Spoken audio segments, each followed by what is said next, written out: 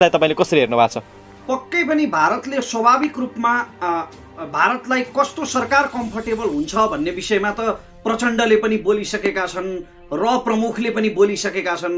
भारत कुनै पनि हालतमा नेपालमा कम्युनिस्टहरू शक्तिशाली भएको चाहँदैन, त्यो एउटा पक्ष हो।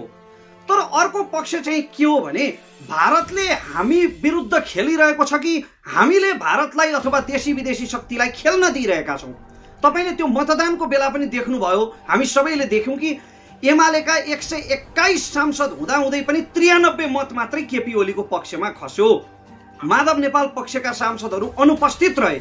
यसका दुईटा अर्थ लगाउन सकिन्छ, कि त उनीहरू पार्टी विरुद्ध द्रोह गरेर भारतसँग देशी विदेशी शक्तिसँग बिके, कि त केपी ओलीको मुडे चरित्रले आफ्नै पार्टीभित्रका सांसदहरूलाई पनि समेट्न सकेन। यी दुवै कुरा जताबाट अर्थ लगाए पनि हामीले नै देशी विदेशी शक्तिहरूलाई खेल्न दिइरहेका छौँ आफ्नो भूमिमा भन्ने अर्थ लाग्छ।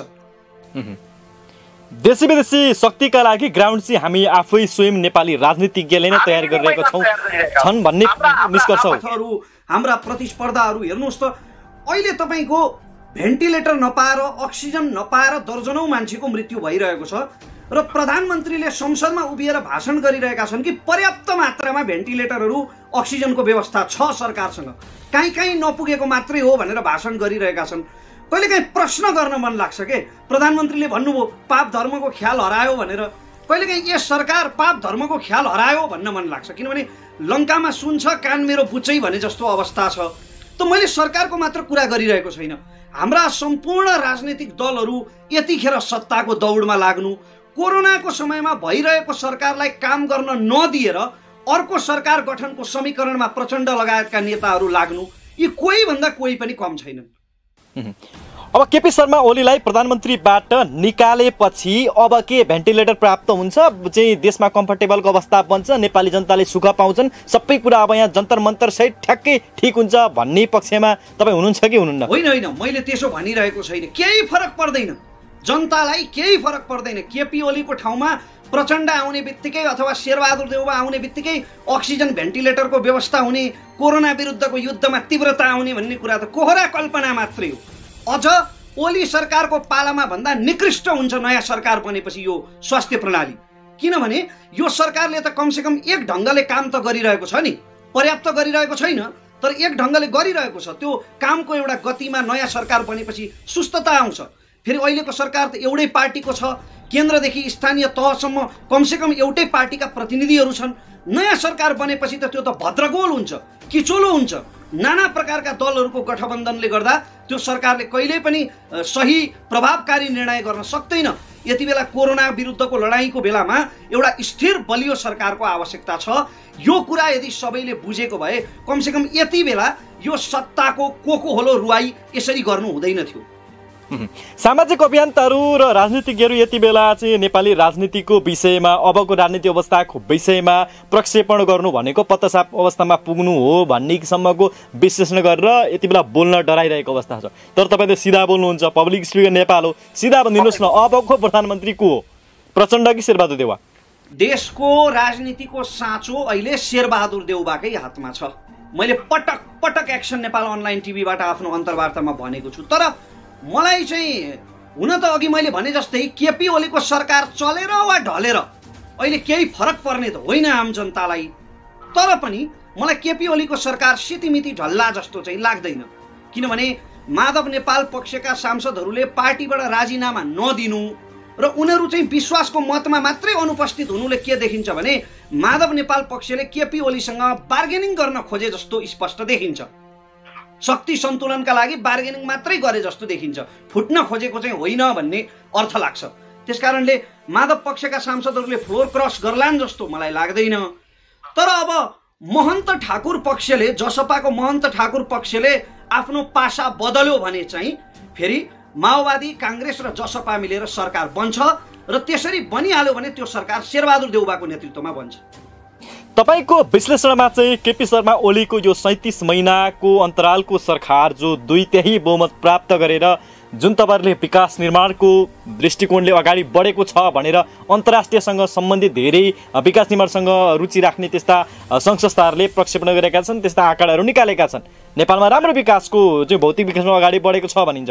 अन्य कुराहरूमा चाहिँ केपी शर्मा ओली कुन कुन ठाउँमा असफल भए, केपी शर्मा ओलीको कमजोरी कहाँ भयो जस्तो लाग्छ नि तपाईँलाई बुँदागत रूपमा संक्षेपमा भन्नुपर्दा? केपी ओलीको सरकार कतिपय स्थानमा नराम्रोसँग चुकेको छ। सरकारले केही गरेन म भन्दिनँ, तर गर्नुपर्ने कतिपय ठाउँमा चुकेको छ। जस्तो कि यही कोरोना विरुद्धको लडाइँको सन्दर्भमा सरकार चुकेको छ, किनभने सरकारसँग पर्याप्त रूपमा भेन्टिलेटर अक्सिजन हुनु र बिरामीले नपाउनु भनेको यो असमान वितरण हो।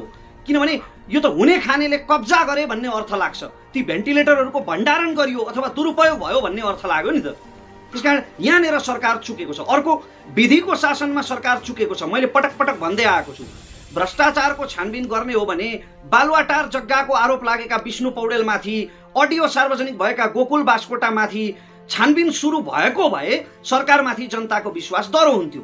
अर्को, सरकारले सडक मानव उन्मूलन गर्यौँ भनेर भनेको छ, तर सडक मानव उन्मूलन गर्दा गर्दै सरकार अर्को ठाउँमा चुकेको छ। हामी सामाजिक सञ्जालमा देख्छौँ दैनिक कति मान्छेहरू क्यान्सर भएर, किडनीको रोग लागेर, कलेजो बिग्रेर, विभिन्न रोग लागेर चाहिँ आफ्नो प्राण रक्षाको याचना गरिरहेका हुन्छन्। तपाईँले अस्ति भर्खरै मलाई एकजना बहिनीको बारेमा बताउनु भएको थियो। उनी 6 वर्षकी छिन्, क्यान्सर लागेको छ होइन, उनको उपचार हुन सकिरहेको छैन। अब सरकारको कुन निकायले समाधान गर्छ त उनको समस्या? त्यस कारणले सडक मानव उन्मूलन गरे भनिरहँदाखेरि सरकार यो सम्बन्धमा पनि गम्भीर हुनु पर्थ्यो। अनि अर्को कुरा चाहिँ सरकारभित्र आन्तरिक समन्वय छैन। कहिलेकाहीँ आफ्नै बोलीको कारणले चिप्लिन्छ सरकार, कहिलेकाहीँ अलिक गलत निर्णयहरूको कारणले गर्दा चिप्लिन्छ, निर्णय गर्दै पछि हट्दै। अस्ति रामकुमारी झाँक्रीलाई सरकारले पक्राउ गर्यो। पक्राउ किन गर्नु? पहिलो कुरा त राजनैतिक वक्तव्यमा। दोस्रो कुरा, साँच्चै राष्ट्रपति विरुद्ध वक्तव्य दिएको भने पक्राउ गरेपछि बेलुकै छोड्नु पर्ने भए किन पक्राउ गर्नु? त्यस कारणले बलिया निर्णय गर्नै सकेको छैन क्या सरकारले कतिपय सम्बन्धमा। त्यो सबैलाई चित्त बुझाउने, सबैलाई खुसी पार्नेतिर लागेर पनि कतिपय ठाउँमा सरकार चुकेको देखिन्छ। अनि रमेशजी, चाहिँ गोकुल बास्कोटाको 70 करोडको जुन अडियो, मुलमुलाइको अडियो बाहिरिँदाखेरि तपाईँहरू जस्ता सामाजिक अभियन्ताहरू, राजनीतिज्ञहरूले सडक तताउनु भयो, उफ्री पाफ्री भयो। तर यसपटक पनि कोरोना खोपमा जुन 35 करोडको कमिसनको कुरा आउँदा 70 करोडको ठ्याक्कै आधा भएको कारणले गर्दा होला, आधा पनि होला भएन। तपाईँहरू किन मौन, किन बोल्नु भएन? त्यस्तो होइन। नागरिक अभियन्ताहरूले, म त आफूलाई सामाजिक अभियन्ता भन्दिनँ, यद्यपि सामाजिक अभियन्ताहरूले अथवा नागरिक अभियन्ताहरूले सरकारलाई असाध्यै प्रभावकारी रूपमा सघाइरहेका छन्। त्यो 70 करोडको मुद्दा आइराख्दाखेरि कोरोनाको कहर यति बिघ्न आइसकेको थिएन। पछि अस्तिको पटक पनि त्यो ओमिनी ग्रुपको भ्रष्टाचारको काण्ड सतहमा आउँदा त्यस्तो बेला मैले के भने यो पेन्डेमिकको बेलामा, महामारीको बेलामा चाहिँ सरकारलाई सघाउने हो। नङ्ग्र्याउने काम अथवा पत्ता साफ गर्ने काम अथवा दुष्कर्मको हिसाब किताब गर्ने काम चाहिँ महामारीको समयमा हुँदैन जीवनजी। महामारी सकिएपछि गरौँला त्यो। अहिले सरकारलाई सघाउने हो र नागरिक अभियन्ताहरूले सघाइरहेका छन्। कसैले निःशुल्क एम्बुलेन्स सेवा प्रदान गरिरहेका छन्। मेरो संस्था ग्यालेक्सी 4Kले आदरणीय दाई रवि लामिछानेको नेतृत्वमा उपचारको, अस्पतालको व्यवस्था मिलाइरहेको छ। हामी सरकारलाई सघाइरहेका छौँ यतिखेर। यति बेला यस्तो सङ्क्रमणकालको अवस्थामा पनि अक्सिजन सिलिन्डरहरू लुकाउने, त्यस्ता हुने खाने वर्गहरू जसले घरमा राखेर आनन्दपूर्वक बस्नु भएको छ, उहाँहरूलाई कस्तो किसिमको कारबाही हुनुपर्छ जस्तो लाग्छ? यो त हत्याको आरोपमा मुद्दा चलाउनु पर्ने हो। तर अब यो कानुनी रूपमा भन्न मिल्दैन। कतिपय कुरा नैतिक रूपमा मिल्छ, कानुनी रूपमा मिल्दैन। किनभने कानुन चाहिँ कागज हो, भावना होइन। तर भावनात्मक रूपमा हेर्ने हो भने चाहिँ यस्ता व्यक्तिहरूलाई ज्यान माराको अभियोगमा जाक्नु पर्ने हो। किनभने यिनीहरूले भेन्टिलेटरहरू रोकेर राखेको कारणले गर्दा, अक्सिजन सिलिन्डरहरू लुकाएको कारणले गर्दा, यी जमाखोरहरूको कारणले गर्दा यहाँ दर्जनौं मान्छेको दैनिक मृत्यु भइरहेको छ। 7 महिनाको गर्भ थियो जीवनजी, गर्भ छ 7 महिनाको ती दिदीको पेटमा, जसले मलाई रुँदै टेलिफोन गरेकी थिइन् आफ्नो श्रीमानका लागि अक्सिजनको भेन्टिलेटरको जोगाड गरिदिनका लागि। अक्सिजन थियो तर भेन्टिलेटर थिएन। मैले 10औं ठाउँमा फोन गरेँ रातभरि र भोलिपल्ट बिहान त्यस मान्छेको मृत्यु भयो जीवनजी। ती मान्छेले यो घटना प्रत्यक्ष देख्नुभयो, प्रत्यक्ष भोग्नुभयो। आफूले हेल्प गर्न नसक्दा यो विषम परिस्थितिमा एकजना कोरोना संक्रमितको ज्यान गयो तपाईको अगाडि। मैले जीवनमा आफूलाई यति लाचार कहिले महसुस गरेको थिइनँ। मेरा तमाम सम्पर्कहरू, तमाम कन्ट्याक्टहरू फेल भए। किनभने काठमाडौँ उपत्यकाभरि कहीँ पनि भेन्टिलेटर खाली थिएन र ती मान्छेको आफ्नो गर्भको 7 महिनाको बच्चालाई छोडेर ती मान्छे संसारबाट गए भेन्टिलेटर नपाएको कारणले। पक्कै भनेर सुनसरी, झापा र मोरङ यी 3वटा जिल्लाभित्र हाम्रो एक्सन नेपाल सांसदको टिमले पनि हाम्रो एउटा सानो स्रोत र साधनले पनि सकेको हेल्प गरिरहेका छौँ र समन्वय गर्दै यति बेला हस्पिटलसम्म लाने व्यवस्थासम्म मिलाइरहेको अवस्थामा तपाईँको अक्सिजन सिलिन्डरको कुरा आउँछ त्यति बेला हामी पनि निरीह भएको छौँ, कसैलाई केही भन्न सक्ने अवस्था छैन। आफ्नो पासा बदल्ने सम्भावना छ, किनभने उनीमाथि विश्वास गर्ने स्थिति किन छैन भने सुरुमा चाहिँ उनी केपी ओलीको पक्षमा दरो खरो रूपमा उभिए होइन। रेशम चौधरी त त्यतिखेर पनि जेलमै थिए नि त, अहिले पनि छन्। अनि पछि चाहिँ उनले संसदमा फेरि रेशम चौधरीको कुरा गरेर उनी तटस्थ भए।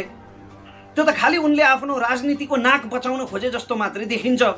फेरि महन्त ठाकुरको राजनीतिक इतिहास हेर्दाखेरि महन्त ठाकुर पहिला नेपाली काङ्ग्रेसमा थिए, पछि फेरि राजाको प्रत्यक्ष शासनमा लोकेन्द्र बहादुर चन्दको सरकारमा कृषि मन्त्री भएका थिए, पूर्व पञ्चेको सरकारमा।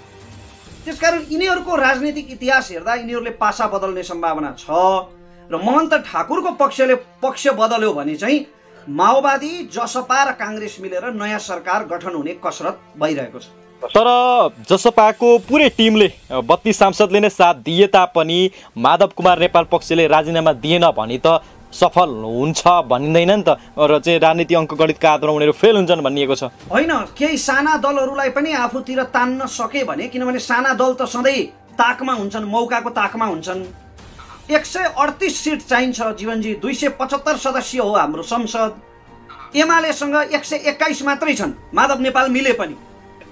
त्यसकारणले बहुमत त पुग्छ यदि जसपाको पुरै टिमले साथ दियो र साना दलहरू जो सधैँ सत्ताको ताकमा हुन्छन् तिनलाई पनि प्रलोभन देखाएर तान्न सकेको खण्डमा बहुमत पुग्छ। के छ तपाईँलाई के लाग्छ अब पछिल्लो अवस्थाको यो विश्लेषण गर्ने हो भने संसदमा निकै नै अब रसाकसीको अवस्था छ, मूलमलाइका कुराहरू होलान् जस्तो छ। चाहिँ एक दुई पटक संसद बैठक बसेर सरकार गठन गर्न, बहुमत पुर्याउन त्यति सजिलो देखिएको छैन। कहिलेसम्ममा नेपाली जनताले फेरि अर्को नयाँ सरकार पाउलान्? यो विषम परिस्थितिमा जतिसक्दो चाँडो एउटा पावरफुल सरकारको आवश्यकता त छ।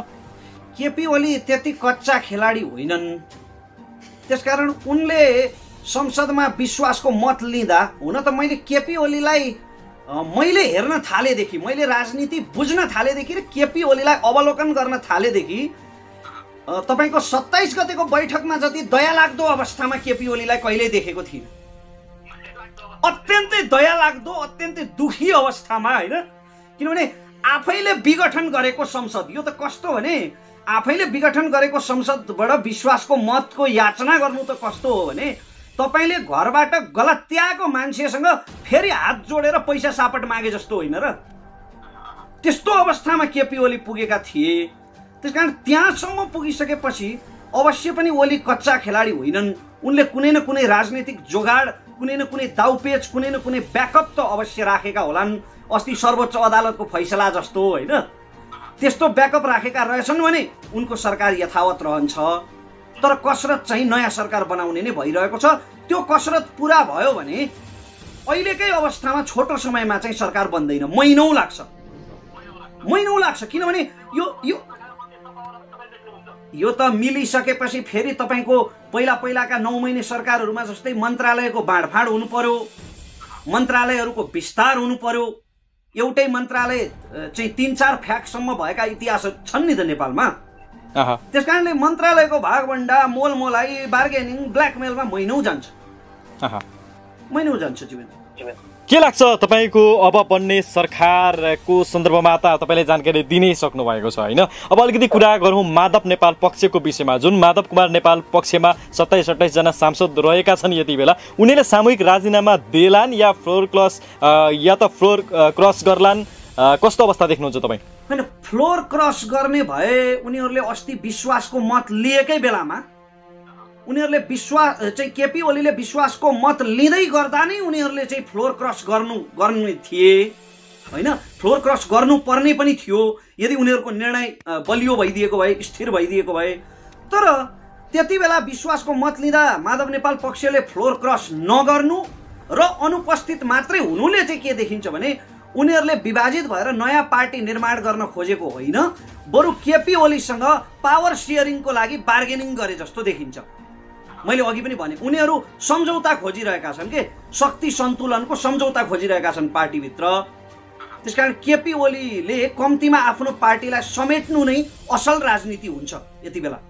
र कतिपयले के पनि भन्छन् भने तपाईँको जसरी केपी शर्मा ओलीले संसद विघटन गरिसके पश्चात सोही संसदमा उभिएर विश्वासको मतको अपेक्षा लिइरहँदा उनी नैतिक सङ्कटमा परेको भनेर विश्लेषण गरिराखिएको अवस्था छ। सँगै जति बेला चाहिँ कङ्ग्रेस र माओवादीको समीकरण थियो पहिलो स्थानीय तहको चुनावमा, पछि माओवादीले धोका दिएर यता एमालेसँग चाहिँ समीकरण गर्यो। अहिले यो दृष्टिकोणले हेर्ने हो भने अहिलेको नयाँ सरकार गठनमा चाहिँ माओवादी र कङ्ग्रेसको समीकरणलाई पनि त्यति प्राकृतिक मानिँदैन नि?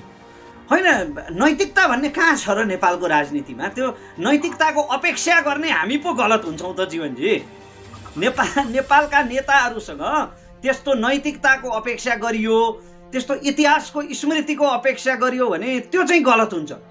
यिनीहरूसँग नैतिकता भन्ने शब्द नै छैन यिनको डिक्सनेरीमा। होइन, कङ्ग्रेस र माओवादीको सरकार बन्ने सम्भावना चाहिँ कतिको छ त? जबकि पहिले स्थानीय तहको चुनावमा त यिनीहरू सँगै लडेका थिए, पछि एमालेसँग समीकरण गर्यो, धोका दियो तपाईँको चाहिँ कङ्ग्रेसलाई माओवादीले। फेरि यिनीहरू सँगै सरकार गठन गर्न सक्छन् त? यिनीहरू एकै ठाउँमा उभिन्छन् त? माधव कुमार चाहिँ हाम्रो प्रचण्ड र शेरबहादुर देउवा। तपाईँ शेरबहादुर देउवाको सत्ता मोहलाई बिर्सिरहनु भएको छ। कम्युनिस्टहरूको एकता भइरहँदा पनि उनी के भन्दै थिए भने ज्योतिषीले मलाई फेरि प्रधानमन्त्री हुन्छु भनेका छन् भनेर भन्दै थिए। तर ज्योतिषशास्त्र अगाडि नै छ जस्तो देखिँदैछ है। हजुर, ज्योतिषशास्त्रले गरेको अन्वेषण पुरा होला जस्तो पनि देखिएको छ नि। लगभग त्यस्तो सङ्केत चाहिँ देखिन्छ। तर मैले अघि भनिहालेँ नि, ओली कच्चा खेलाडी होइनन्। हजुर, केपी शर्मा ओली त्यति कच्चा खेलाडी होइनन्। फेरि पनि झिनो मतले भए पनि, सामान्य बहुमत ल्याएर भए पनि केपी शर्मा ओली नै प्रधानमन्त्री बन्न सक्छन्। बरु यसका लागि उनले ठुलो मूल्य चुकाउन तयार बन्छन् भन्नेहरू पनि छन् नि। सत्ता मोह, सत्ता लिप्सा त ओलीमा पनि त्यत्तिकै मात्रामा छ भन्नेहरू छन् क्या? अवश्य छ, सत्ता लिप्सा पनि छ र अहिलेको आवश्यकता पनि हो एक हिसाबले।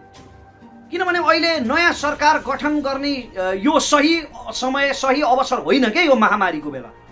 यो महामारीको बेला भइरहेको सरकारलाई घचघच्याएर त्यसलाई चाहिँ पाता कसेर प्रभावकारी बनाउने हो यतिखेर। तर अब नयाँ सरकार बन्दा सजिलो होला नि त रमेशजी? नयाँ सरकार बन्दा सजिलो होला किनभने अब भारतलाई कम्फर्टेबल बनाउने टाइपको सरकार बन्यो भने त यो कोरोनाको विषम परिस्थितिमा भारतले पनि सहयोग गर्ला, भारतको असीम प्यार रह्यो भने अहिले भएका जे जति समस्याहरू छन् तुरुन्तै समाधान होला। भारत त अहिले आफ्नै जनसङ्ख्यालाई पनि सहयोग गर्ने स्थितिमा छैन जीवनजी। भारतमा त्यस्तो ताण्डव मचाइरहेको छ कोरोनाले। यति आतंकित भएको छ भारत कि तपाईँको अन्य राष्ट्रहरूमा खोप र कैयौँ प्रकारका औषधिहरू निर्यात गर्न समेत रोक लगाइसकेको छ भारतले। त्यसकारणले भारतबाट अहिले तत्कालै कुनै प्रभावकारी किसिमको सहयोग मिल्ला भनेर सोच्नु गलत हुन्छ। हामीले आफूसँग भएका स्रोत साधनलाई चाहिँ अहिले प्रभावकारी रूपमा प्रयोग गर्न जरुरी छ के। अस्ति प्रधानमन्त्रीले भने जस्तै त्यो काहीँ नपुगेको हुनसक्छ, हामीसँग पर्याप्त मात्रामा छन् भनेर जो उहाँले भन्नुभयो, ती काहीँसम्म चाहिँ पुर्याउनु आवश्यक देखिन्छ सरकारले यतिखेर। तर अब त्यही तपाईँले अघि भने जस्तै सत्ता लिप्साको कारणले, राजनैतिक स्वार्थको कारणले मलाई त प्रधानमन्त्रीकै ध्यान पनि र सरकारका मन्त्रीहरूकै ध्यान पनि कोरोनातिर भन्दा सांसदहरूतिर बढी गइरहेको छ जस्तो लाग्छ अहिले। आज यो जुन स्वास्थ्य सङ्कटकाल लगाउने घोषणा भइरहँदा र केपी शर्मा ओलीमाथि चाहिँ यो अविश्वासको प्रस्ताव नभनौँ विश्वासको मत उनले लिन सफल नभइरहँदा स्वास्थ्य मन्त्रीले राजीनामा दिनुपर्ने नैतिकताको आधारमा भन्ने स्थिति पनि आएको छ नि आम जनमानसमा। तपाईँले यसलाई कसरी हेर्नु भएको छ? यसका दुईटा एङ्गल छन्। एउटा तपाईँले भनेको ठिक हो, यो पेन्डेमिकलाई राम्ररी नियन्त्रण गर्न नसकेको अवस्थामा स्वास्थ्य मन्त्रीले नैतिकताका आधारमा राजीनामा दिनुपर्ने भन्ने तर्क सही हो।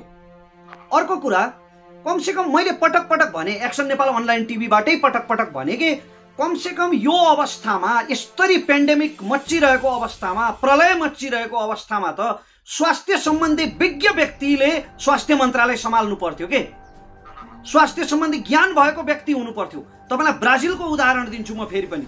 ब्राजिलमा राष्ट्रपति जैर बोल्सनारोले 4 जना स्वास्थ्य मन्त्री बदले, तर केपी शर्मा ओलीले 1 जना पनि बदल्न सकेन। किनभने अघि मैले भने जस्तै उनको चिन्ता यति बेला सत्ता टिकाउनेतिर बढी छ। अहिले स्वास्थ्य मन्त्रीलाई बर्खास्त गरिदियो भने फेरि ती प्रचण्डतिर जालान् कि माधव नेपालतिर जालान् कि। यस्तै समस्याले जेलिएर चाहिँ केपी ओलीको सरकारले स्थिर निर्णय गर्न सकिरहेको छैन कति कुरामा। आजको यो अवस्थालाई हेर्ने हो भने जुन तरिकाले माधव कुँवर नेपाल समूह अगाडि बढिरहेको छ यसलाई नेपाली जनता र उसका पार्टीका कार्यकर्ताले कसरी लिइरहेका होलान् तपाईँलाई के लाग्छ? जनमत कतापट्टि होला, केपी शर्मा ओली या माधव कुँवर नेपाल?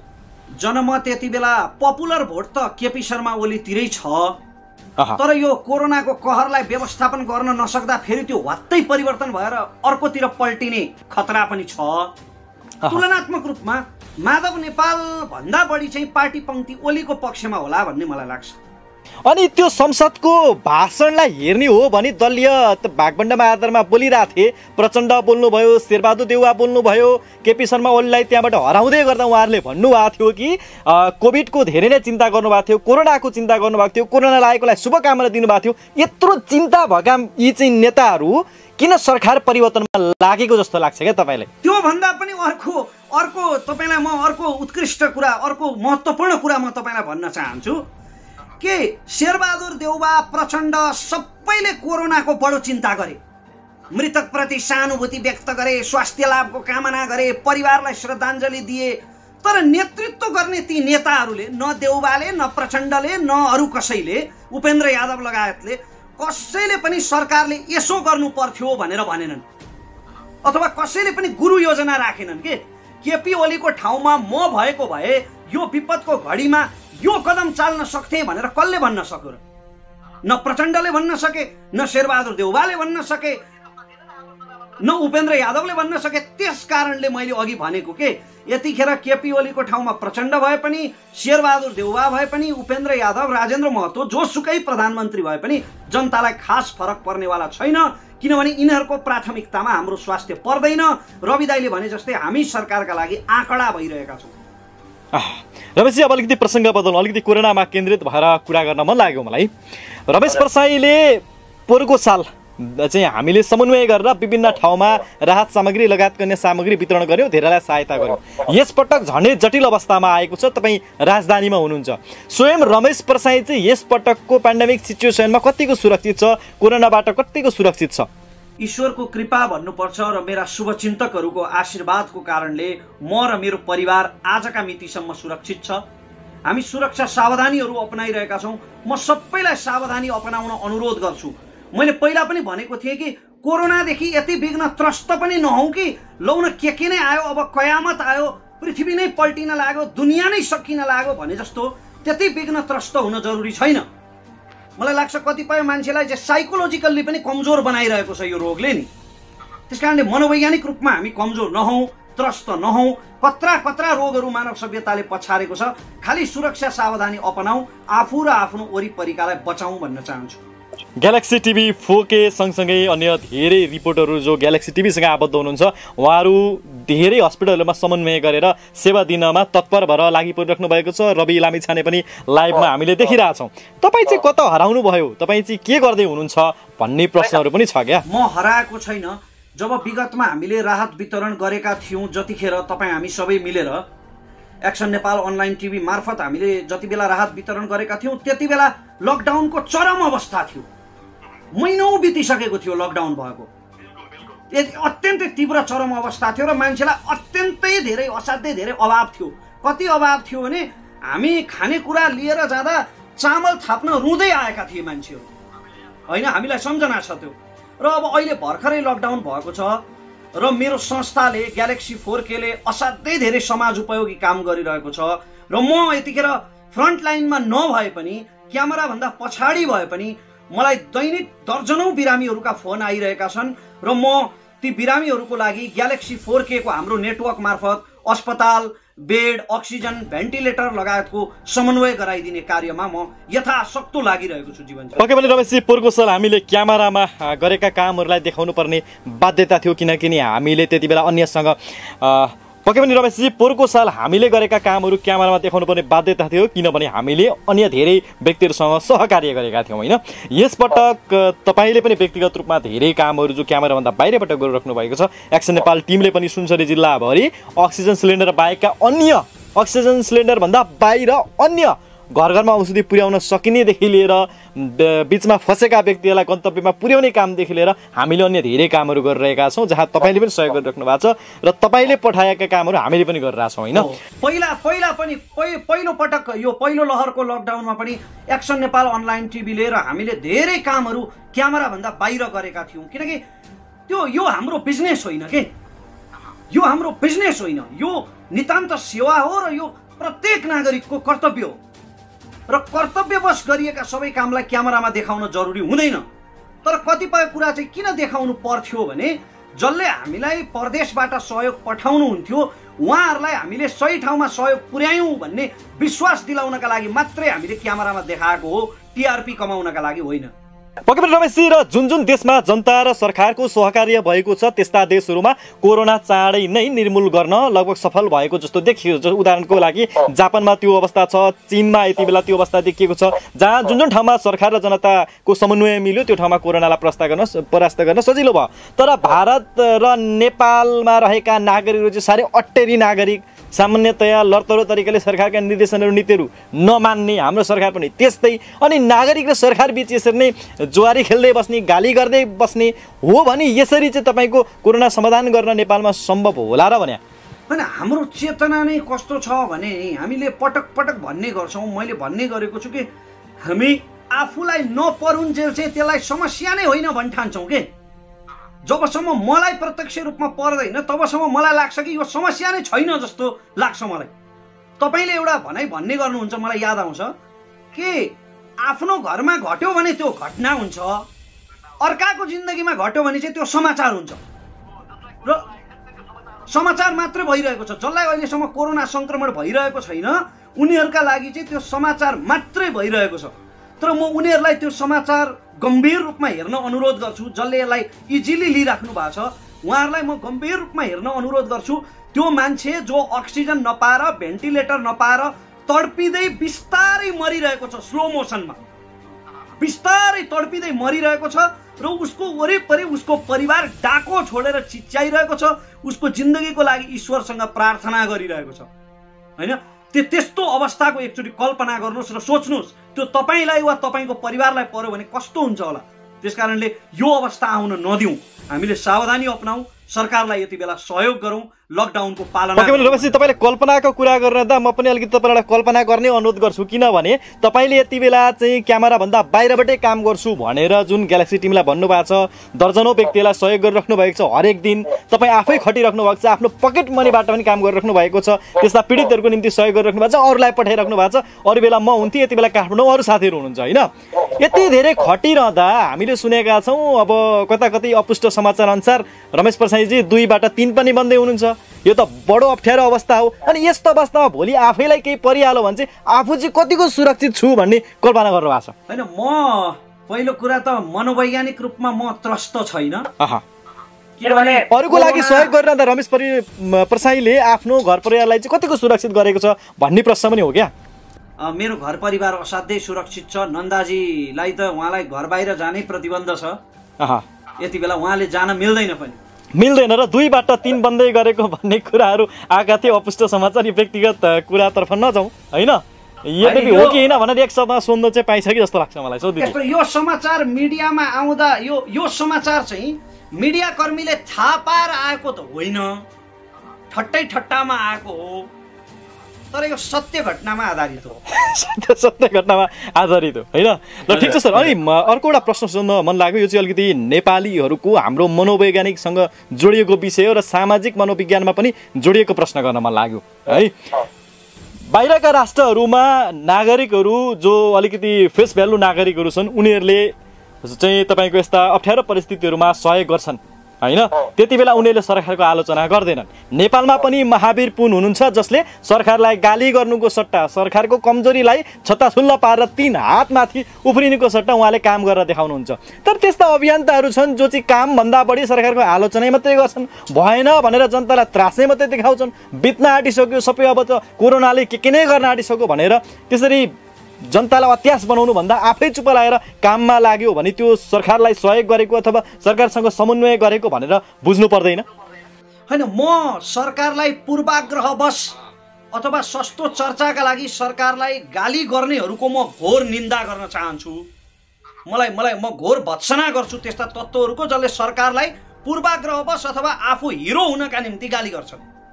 तर हामीले गरेका आलोचनाहरू चाहिँ पवित्र उद्देश्यले हो कि सरकारले आफ्ना कदमहरू सच्याओस्। सरकारले काम गरिरहेको छ तर त्यसलाई अझ तीव्र गतिमा काम गरेर आम जनतासम्म पुर्याओस्, आम जनतालाई हाम्रो अभिभावक सरकार छ भन्ने कुरा महसुस गराओस्।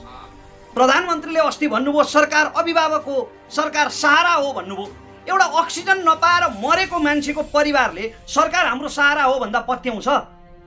सरकार अभिभावक हो भनेर पत्याउँछ?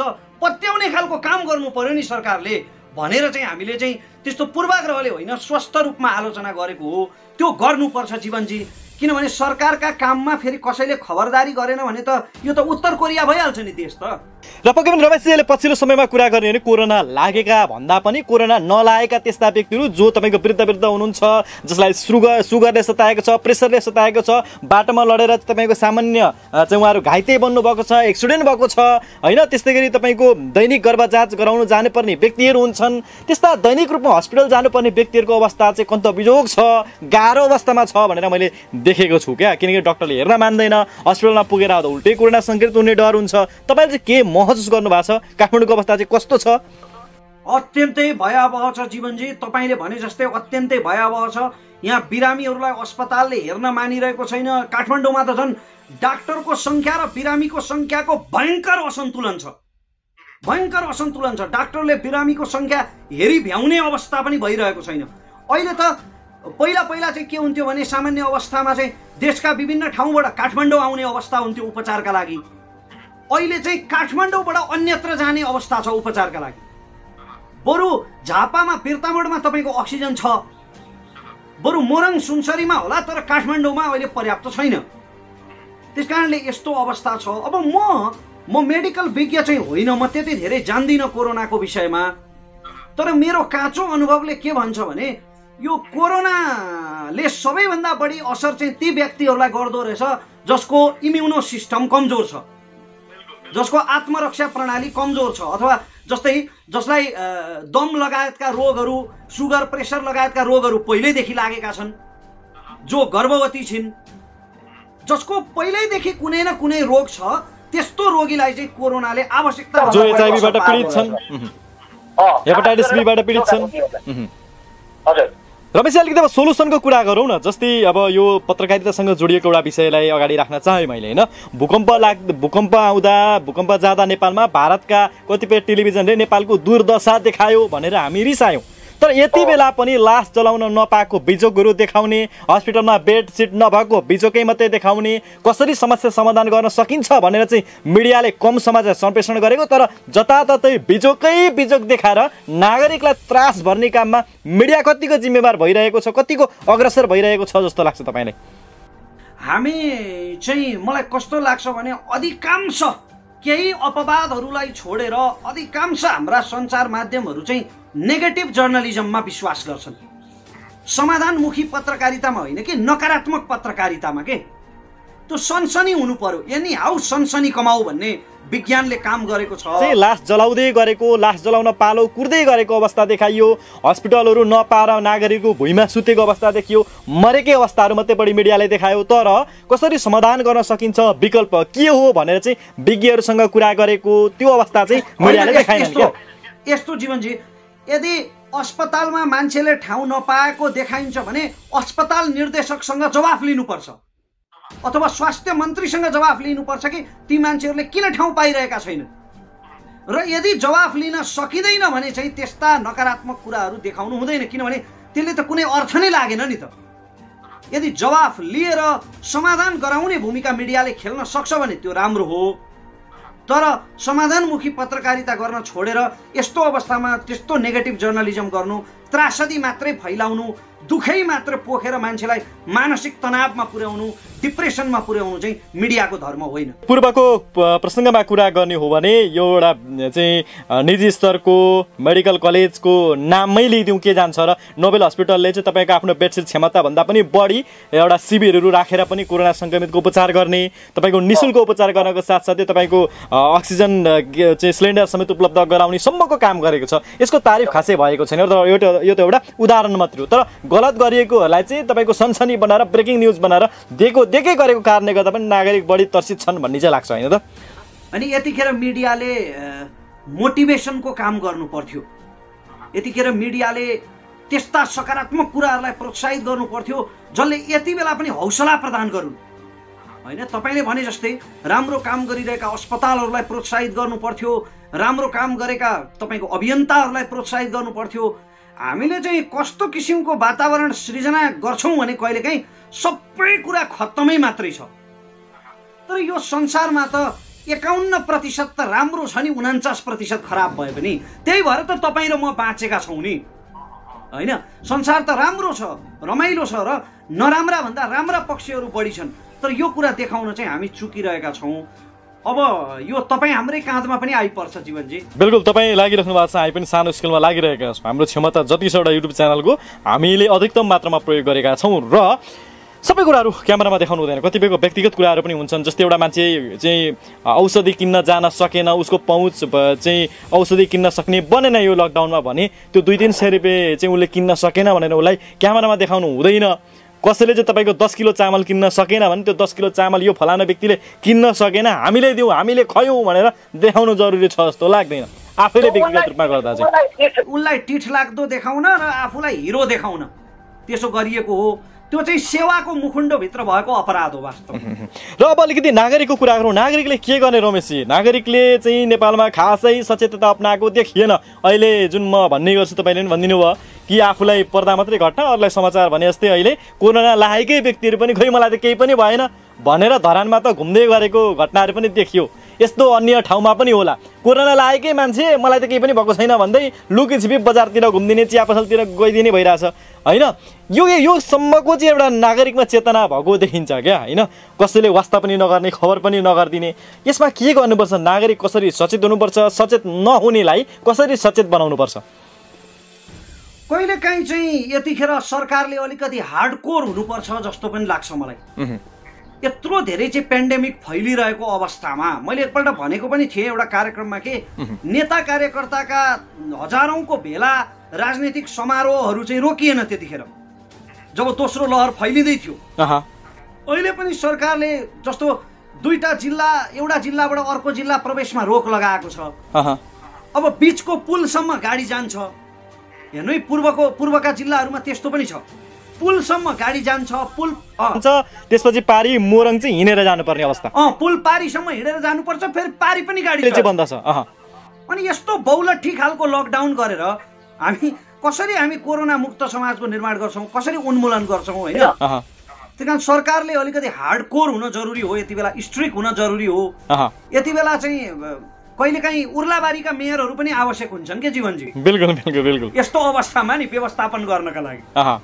त्यस कारणले र नागरिकहरूले तपाईँ हामीले पनि मैले फेरि पनि म एकदम हात जोडेर विनम्रतापूर्वक अपिल गर्न चाहन्छु कि तपाईँ हामी एकजनाको असावधानीले गर्दा दर्जनौं व्यक्तिको ज्यान जान सक्छ। तपाईँ हामी सयौं व्यक्तिहरूमा रोग सार्ने कारण बन्न सक्छौँ। त्यसकारण म फेरि सबैलाई आफ्नो पुरानो अपिल म फेरि दोहोऱ्याउन चाहन्छु कि हामी नागरिकहरू कोरोना विरुद्ध मिलेर फाइटर बन्ने हो, कोरोनाको कुरियर बन्ने होइन। कोरोना विरुद्ध लड्नको निम्ति फाइटर बन्ने हो, कोरोनाको कुरियर बन्ने। लखर सङ्घ जसरी रवि लामी छानेले भन्नुहुन्छ, तपाईँ कोरोनाको कुरियर बन्नु छ लखरलाई। हजुर, कोरोनाको फाइटर बन्ने हो, कोरोना विरुद्ध फाइटर बन्ने हो, कोरोनाको कुरियर बन्ने होइन। त्यसकारणले कोरोनाको भरिया नबन्नका लागि कमसेकम यतिखेर चाहिँ आफ्ना कतिपय साना साना इच्छाहरूको त्याग गरिदिउँ होइन। 2-4 दिन चिया पसलमा जमघट नगर्दा केही जाँदैन। 2-4 दिन क्याफेमा बियर नखाँदा, 2-4 दिन टोलमा लखर गस्ती नलगाउँदा केही जाँदैन। तर बदलामा त्यसले हाम्रा आमा बुवाहरूको सुरक्षा दिन्छ, हामीभन्दा कमजोर मान्छेहरूको सुरक्षा दिन्छ।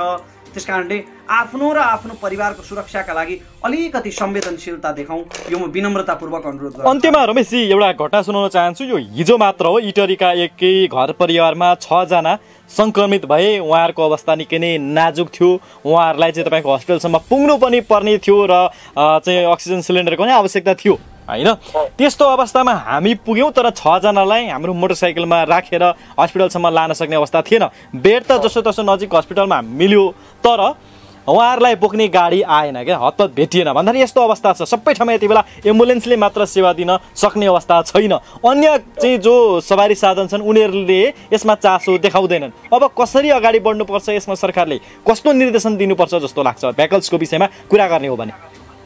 मेरो विचारमा त सरकार प्रत्येक स्थानीय तहहरूले यो स्थानीय तह बनाएकै यसैका लागि थियो भन्ने लाग्छ क्या मलाई, कि कुनै पनि विपदको अवस्थामा आपतको अवस्थामा एकदम क्विक रेस्पोन्स हुन सकोस्। तर अब हाम्रा स्थानीय तहलाई क्रसर उद्योगबाट फुर्सदै छैन, हाम्रा स्थानीय तहलाई चाहिँ इटरीमा यस्तै शासन चल्छ भन्नबाट फुर्सदै छैन। अनि यस्ता स्थानीय तहहरूले कसरी प्रभावकारी काम गर्छन् त? नत्र एउटा वडाध्यक्ष मात्रै संवेदनशील भइदिएको भए वडामा तपाईँको कोही पनि हस्पिटल पुग्न नपाएर कसैको पनि मृत्यु हुँदैन, किनभने वडाध्यक्षसँग त जानकारी हुन्छ नि वडामा कोसँग भेकल छन्, सवारी साधनहरू छन् भनेर। र रमेशजी, तपाईँलाई एउटा खुसीको कुरा बाँडिहाल्छु। यो एकदमै यो विषम परिस्थितिमा कि बराहा क्षेत्र नगरपालिकाका जो मेयर हुनुहुन्छ निलम खनाल, उहाँले चाहिँ आफूले चढ्दै गरेको गाडी एम्बुलेन्सको रूपमा प्रयोग गर्न दिनुभएको छ र जो कोरोनाबाट सङ्क्रमित हुनुहुन्छ उहाँहरूलाई घर घरमा फलफुल बोकेर भेट्न जाने र हौसला दिने काम पनि गरिराख्नु भएको छ है।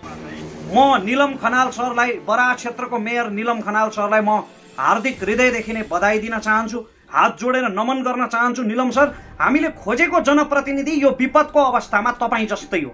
र सबै सामाजिक अभियन्ताले आलोचना मात्रै गर्दैनन्, राम्रोलाई प्रशंसा नै गर्छन्। त्यसको उदाहरण रमेशजी हुनुहुन्छ। यति बेला आवश्यक हो कि होइन, यति बेला मोटिभेट गर्नु, हौसला दिनु, उत्प्रेरणा दिनु, राम्रो काम गर्ने चाहिँ जनप्रतिनिधिहरूलाई आवश्यकता छ कि छैन? आवश्यकता छ। यसका दुईटा कोण छन्। एउटा त त्यसले अरू नराम्रो गर्नेहरूलाई पनि यसो गर्नुपर्ने रहेछ भनेर उत्प्रेरित गर्छ, अर्को राम्रो गर्नेहरूलाई मैले राम्रो गरेछु भनेर सन्तुष्टि दिलाउँछ। हाम्रो काम प्रचार गर्ने हो, जसरी भरियाको काम भारी बोक्ने हो, हामी सामाजिक व्यक्तिहरूको काम सन्देश बोक्ने हो। त्यसकारण हामीले सकारात्मक सन्देश बोक्नुपर्छ। भारी बोक्नेले तपाईँको भारीमा रासन बोकेर ल्यायो भने त्यसले पेट भर्छ, तर त्यही भारीमा हतियार बोकेर ल्यायो भने त्यसले रक्तपात गराउँछ। त्यसकारण हामीले रासन सम्हाल्ने खालको भारी बोक्नुपर्छ, हतियार सम्हाल्ने खालको होइन। सकारात्मक सन्देश बोक्ने हो। ओके भने रमेशजी र समय र संवादका लागि धेरै धेरै धन्यवाद दिन चाहन्छु। र यति बेला सबैले आफ्नो ठाउँबाट लागि पर्नुपर्छ भन्ने रहेको छ र तपाईँ पनि काम गरिराख्नु भएको छ। रमेश प्रसाद हराएको छैन है, रमेश प्रसादले काम गरिरहेको छ है भनेर रमेश प्रसाद स्वयंले देखाउन नचाहने भएको हुनाले आम शुभचिन्तकहरूमा चाहिँ मैले तपाईँलाई जोड्ने प्रयत्न गरेको हो। अन्तिममा जाँदै केही छ? मेरा शुभचिन्तकहरूलाई म ढुक्क हुन अनुरोध गर्छु, रमेश प्रसाई यहाँहरूको स्नेह रहन्जेल हराउँदैन। यस्तो विपदको अवस्थामा त कुनै वैशाख 27 गते यसरी गर्नु हुँदैन थियो। सामाजिक अभियन्ताहरू र राजनीतिज्ञहरू यति बेला चाहिँ नेपाली राजनीतिको विषयमा, अबको राजनीति अवस्थाको विषयमा प्रक्षेपण गर्नु भनेको पत्तासाप अवस्थामा पुग्नु हो भन्नेसम्मको विश्लेषण गरेर यति बेला बोल्न डराइरहेको अवस्था छ। तर तपाईँले सिधा बोल्नुहुन्छ, पब्लिक स्पिकर नेपाल हो, सिधा भनिदिनुहोस् न, अबको प्रधानमन्त्री को हो, प्रचण्ड कि शेरबहादुर देउवा? देशको राजनीतिको साँचो अहिले शेरबहादुर देउवाकै हातमा छ। मैले पटक पटक एक्सन नेपाल अनलाइन टिभीबाट आफ्नो अन्तर्वार्तामा भनेको छु। तर मलाई चाहिँ हुन त अघि मैले भने जस्तै केपी ओलीको सरकार चलेर वा ढलेर अहिले केही फरक पर्ने त होइन आम जनतालाई, तर पनि मलाई केपी ओलीको सरकार सितिमिति ढल्ला जस्तो चाहिँ लाग्दैन। किनभने माधव नेपाल पक्षका सांसदहरूले पार्टीबाट राजीनामा नदिनु र उनीहरू चाहिँ विश्वासको मतमा मात्रै अनुपस्थित हुनुले के देखिन्छ भने माधव नेपाल पक्षले केपी ओलीसँग बार्गेनिङ गर्न खोजे जस्तो स्पष्ट देखिन्छ। शक्ति सन्तुलनका लागि बार्गेनिङ मात्रै गरे जस्तो देखिन्छ, फुट्न खोजेको चाहिँ होइन भन्ने अर्थ लाग्छ। त्यसकारणले माधव पक्षका सांसदहरूले फ्लोर क्रस गर्लान् जस्तो मलाई लाग्दैन। तर अब महन्त ठाकुर पक्षले, जसपाको महन्त ठाकुर पक्षले आफ्नो पासा बदल्यो भने चाहिँ फेरि माओवादी, काङ्ग्रेस र जसपा मिलेर सरकार बन्छ र त्यसरी बनिहाल्यो भने त्यो सरकार शेरबहादुर देउवाको नेतृत्वमा बन्छ। तपाईको विश्लेषणमा चाहिँ केपी शर्मा ओलीको यो 37 महिनाको अन्तरालको सरकार जो 2/3 बहुमत प्राप्त गरेर जुन तपाईँहरूले विकास निर्माणको दृष्टिकोणले अगाडि बढेको छ भनेर अन्तर्राष्ट्रियसँग सम्बन्धित धेरै विकास निर्माणसँग रुचि राख्ने त्यस्ता सङ्घ संस्थाहरूले प्रक्षेपण गरेका छन्, त्यस्ता आँकडाहरू निकालेका छन्। नेपालमा राम्रो विकासको चाहिँ भौतिक विकासमा अगाडि बढेको छ भनिन्छ। अन्य कुराहरूमा चाहिँ केपी शर्मा ओली कुन कुन ठाउँमा असफल भए, केपी शर्मा ओलीको कमजोरी कहाँ भयो जस्तो लाग्छ नि तपाईँलाई बुँदागत रूपमा संक्षेपमा भन्नुपर्दा? केपी ओलीको सरकार कतिपय स्थानमा नराम्रोसँग चुकेको छ। सरकारले केही गरेन म भन्दिनँ, तर गर्नुपर्ने कतिपय ठाउँमा चुकेको छ। जस्तो कि यही कोरोना विरुद्धको लडाइँको सन्दर्भमा सरकार चुकेको छ, किनभने सरकारसँग पर्याप्त रूपमा भेन्टिलेटर अक्सिजन हुनु र बिरामीले नपाउनु भनेको यो असमान वितरण हो। किनभने यो त हुने खानेले कब्जा गरे भन्ने अर्थ लाग्छ, ती भेन्टिलेटरहरूको भण्डारण गरियो अथवा दुरुपयोग भयो भन्ने अर्थ लाग्यो नि त। त्यसकारण यहाँनिर सरकार चुकेको छ। अर्को, विधिको शासनमा सरकार चुकेको छ। मैले पटक पटक भन्दै आएको छु, भ्रष्टाचारको छानबिन गर्ने हो भने बालुवाटार जग्गाको आरोप लागेका विष्णु पौडेलमाथि, अडियो सार्वजनिक भएका गोकुल बास्कोटामाथि छानबिन सुरु भएको भए सरकारमाथि जनताको विश्वास दह्रो हुन्थ्यो। अर्को, सरकारले सडक मानव उन्मूलन गर्यौँ भनेर भनेको छ, तर सडक मानव उन्मूलन गर्दा गर्दै सरकार अर्को ठाउँमा चुकेको छ। हामी सामाजिक सञ्जालमा देख्छौँ दैनिक कति मान्छेहरू क्यान्सर भएर, किडनीको रोग लागेर, कलेजो बिग्रेर, विभिन्न रोग लागेर चाहिँ आफ्नो प्राण रक्षाको याचना गरिरहेका हुन्छन्। तपाईँले अस्ति भर्खरै मलाई एकजना बहिनीको बारेमा बताउनु भएको थियो। उनी 6 वर्षकी छिन्, क्यान्सर लागेको छ होइन, उनको उपचार हुन सकिरहेको छैन। अब सरकारको कुन निकायले समाधान गर्छ त उनको समस्या? त्यसकारणले सडक मानव उन्मूलन गरे भनिरहँदाखेरि सरकार यो सम्बन्धमा पनि गम्भीर हुनु पर्थ्यो। अनि अर्को कुरा चाहिँ सरकारभित्र आन्तरिक समन्वय छैन। कहिलेकाहीँ आफ्नै बोलीको कारणले चिप्लिन्छ सरकार, कहिलेकाहीँ अलिक गलत निर्णयहरूको कारणले गर्दा चिप्लिन्छ, निर्णय गर्दै पछि हट्दै। अस्ति रामकुमारी झाँक्रीलाई सरकारले पक्राउ गर्यो। पक्राउ किन गर्नु? पहिलो कुरा त राजनैतिक वक्तव्यमा। दोस्रो कुरा, साँच्चै राष्ट्रपति विरुद्ध वक्तव्य दिएको भने पक्राउ गरेपछि बेलुकै छोड्नु पर्ने भए किन पक्राउ गर्नु? त्यसकारणले बलिया निर्णय गर्नै सकेको छैन क्या सरकारले कतिपय सम्बन्धमा। त्यो सबैलाई चित्त बुझाउने, सबैलाई खुसी पार्नेतिर लागेर पनि कतिपय ठाउँमा सरकार चुकेको देखिन्छ। अनि रमेशजी, चाहिँ गोकुल बास्कोटाको 70 करोडको जुन अडियो, मोलमलाइको अडियो बाहिरिँदाखेरि तपाईँहरू जस्ता सामाजिक अभियन्ताहरू, राजनीतिज्ञहरूले सडक तताउनु भयो, उफ्री पाफ्री भयो। तर यसपटक पनि कोरोना खोपमा जुन 35 करोडको कमिसनको कुरा आउँदा 70 करोडको ठ्याक्कै आधा भएको कारणले गर्दा होला, आधा पनि होला भएन। तपाईँहरू किन मौन, किन बोल्नु भएन? त्यस्तो होइन। नागरिक अभियन्ताहरूले, म त आफूलाई सामाजिक अभियन्ता भन्दिनँ, यद्यपि सामाजिक अभियन्ताहरूले अथवा नागरिक अभियन्ताहरूले सरकारलाई असाध्यै प्रभावकारी रूपमा सघाइरहेका छन्। त्यो 70 करोडको मुद्दा आइराख्दाखेरि कोरोनाको कहर यति बिघ्न आइसकेको थिएन। पछि अस्तिको पटक पनि त्यो ओमिनी ग्रुपको भ्रष्टाचारको काण्ड सतहमा आउँदा त्यस्तो बेला मैले के भने यो पेन्डेमिकको बेलामा, महामारीको बेलामा चाहिँ सरकारलाई सघाउने हो। नङ्ग्र्याउने काम अथवा पत्ता साफ गर्ने काम अथवा दुष्कर्मको हिसाब किताब गर्ने काम चाहिँ महामारीको समयमा हुँदैन जीवनजी। महामारी सकिएपछि गरौँला त्यो। अहिले सरकारलाई सघाउने हो र नागरिक अभियन्ताहरूले सघाइरहेका छन्। कसैले निःशुल्क एम्बुलेन्स सेवा प्रदान गरिरहेका छन्। मेरो संस्था ग्यालेक्सी 4Kले आदरणीय दाई रवि लामिछानेको नेतृत्वमा उपचारको, अस्पतालको व्यवस्था मिलाइरहेको छ। हामी सरकारलाई सघाइरहेका छौँ यतिखेर।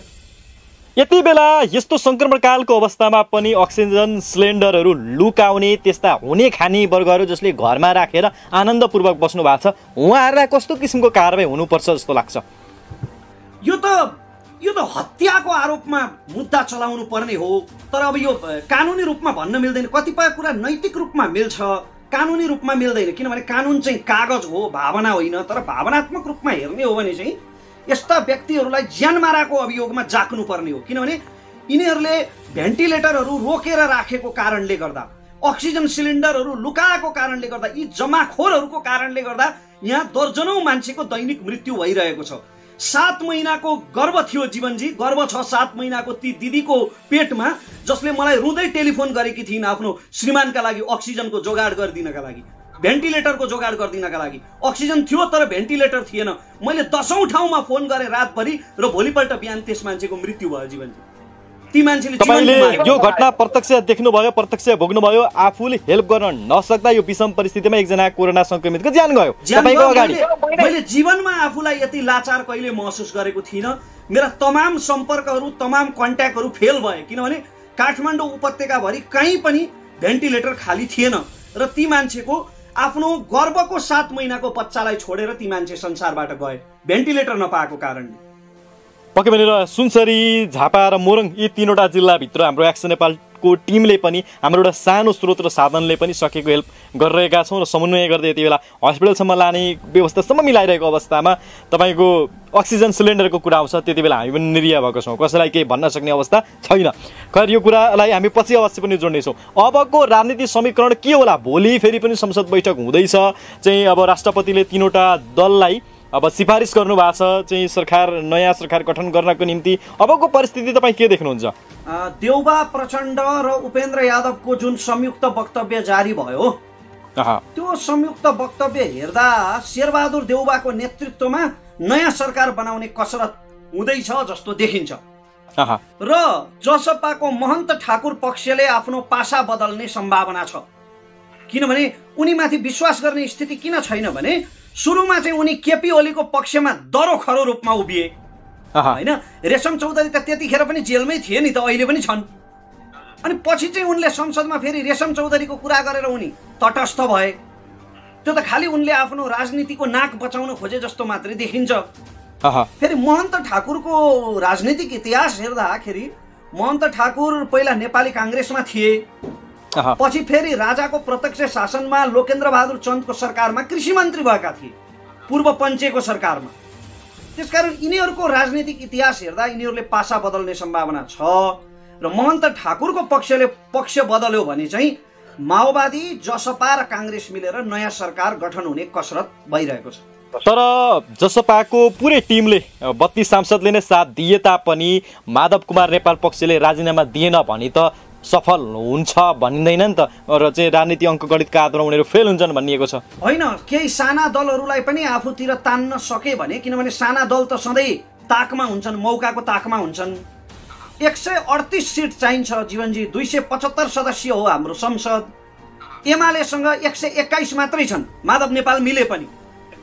त्यसकारणले बहुमत त पुग्छ यदि जसपाको पुरै टिमले साथ दियो र साना दलहरू जो सधैँ सत्ताको ताकमा हुन्छन् तिनलाई पनि प्रलोभन देखाएर तान्न सकेको खण्डमा बहुमत पुग्छ। के छ तपाईँलाई के लाग्छ अब पछिल्लो अवस्थाको यो विश्लेषण गर्ने हो भने संसदमा निकै नै अब रसाकसीको अवस्था छ, मुलमुलाइका कुराहरू होलान् जस्तो छ।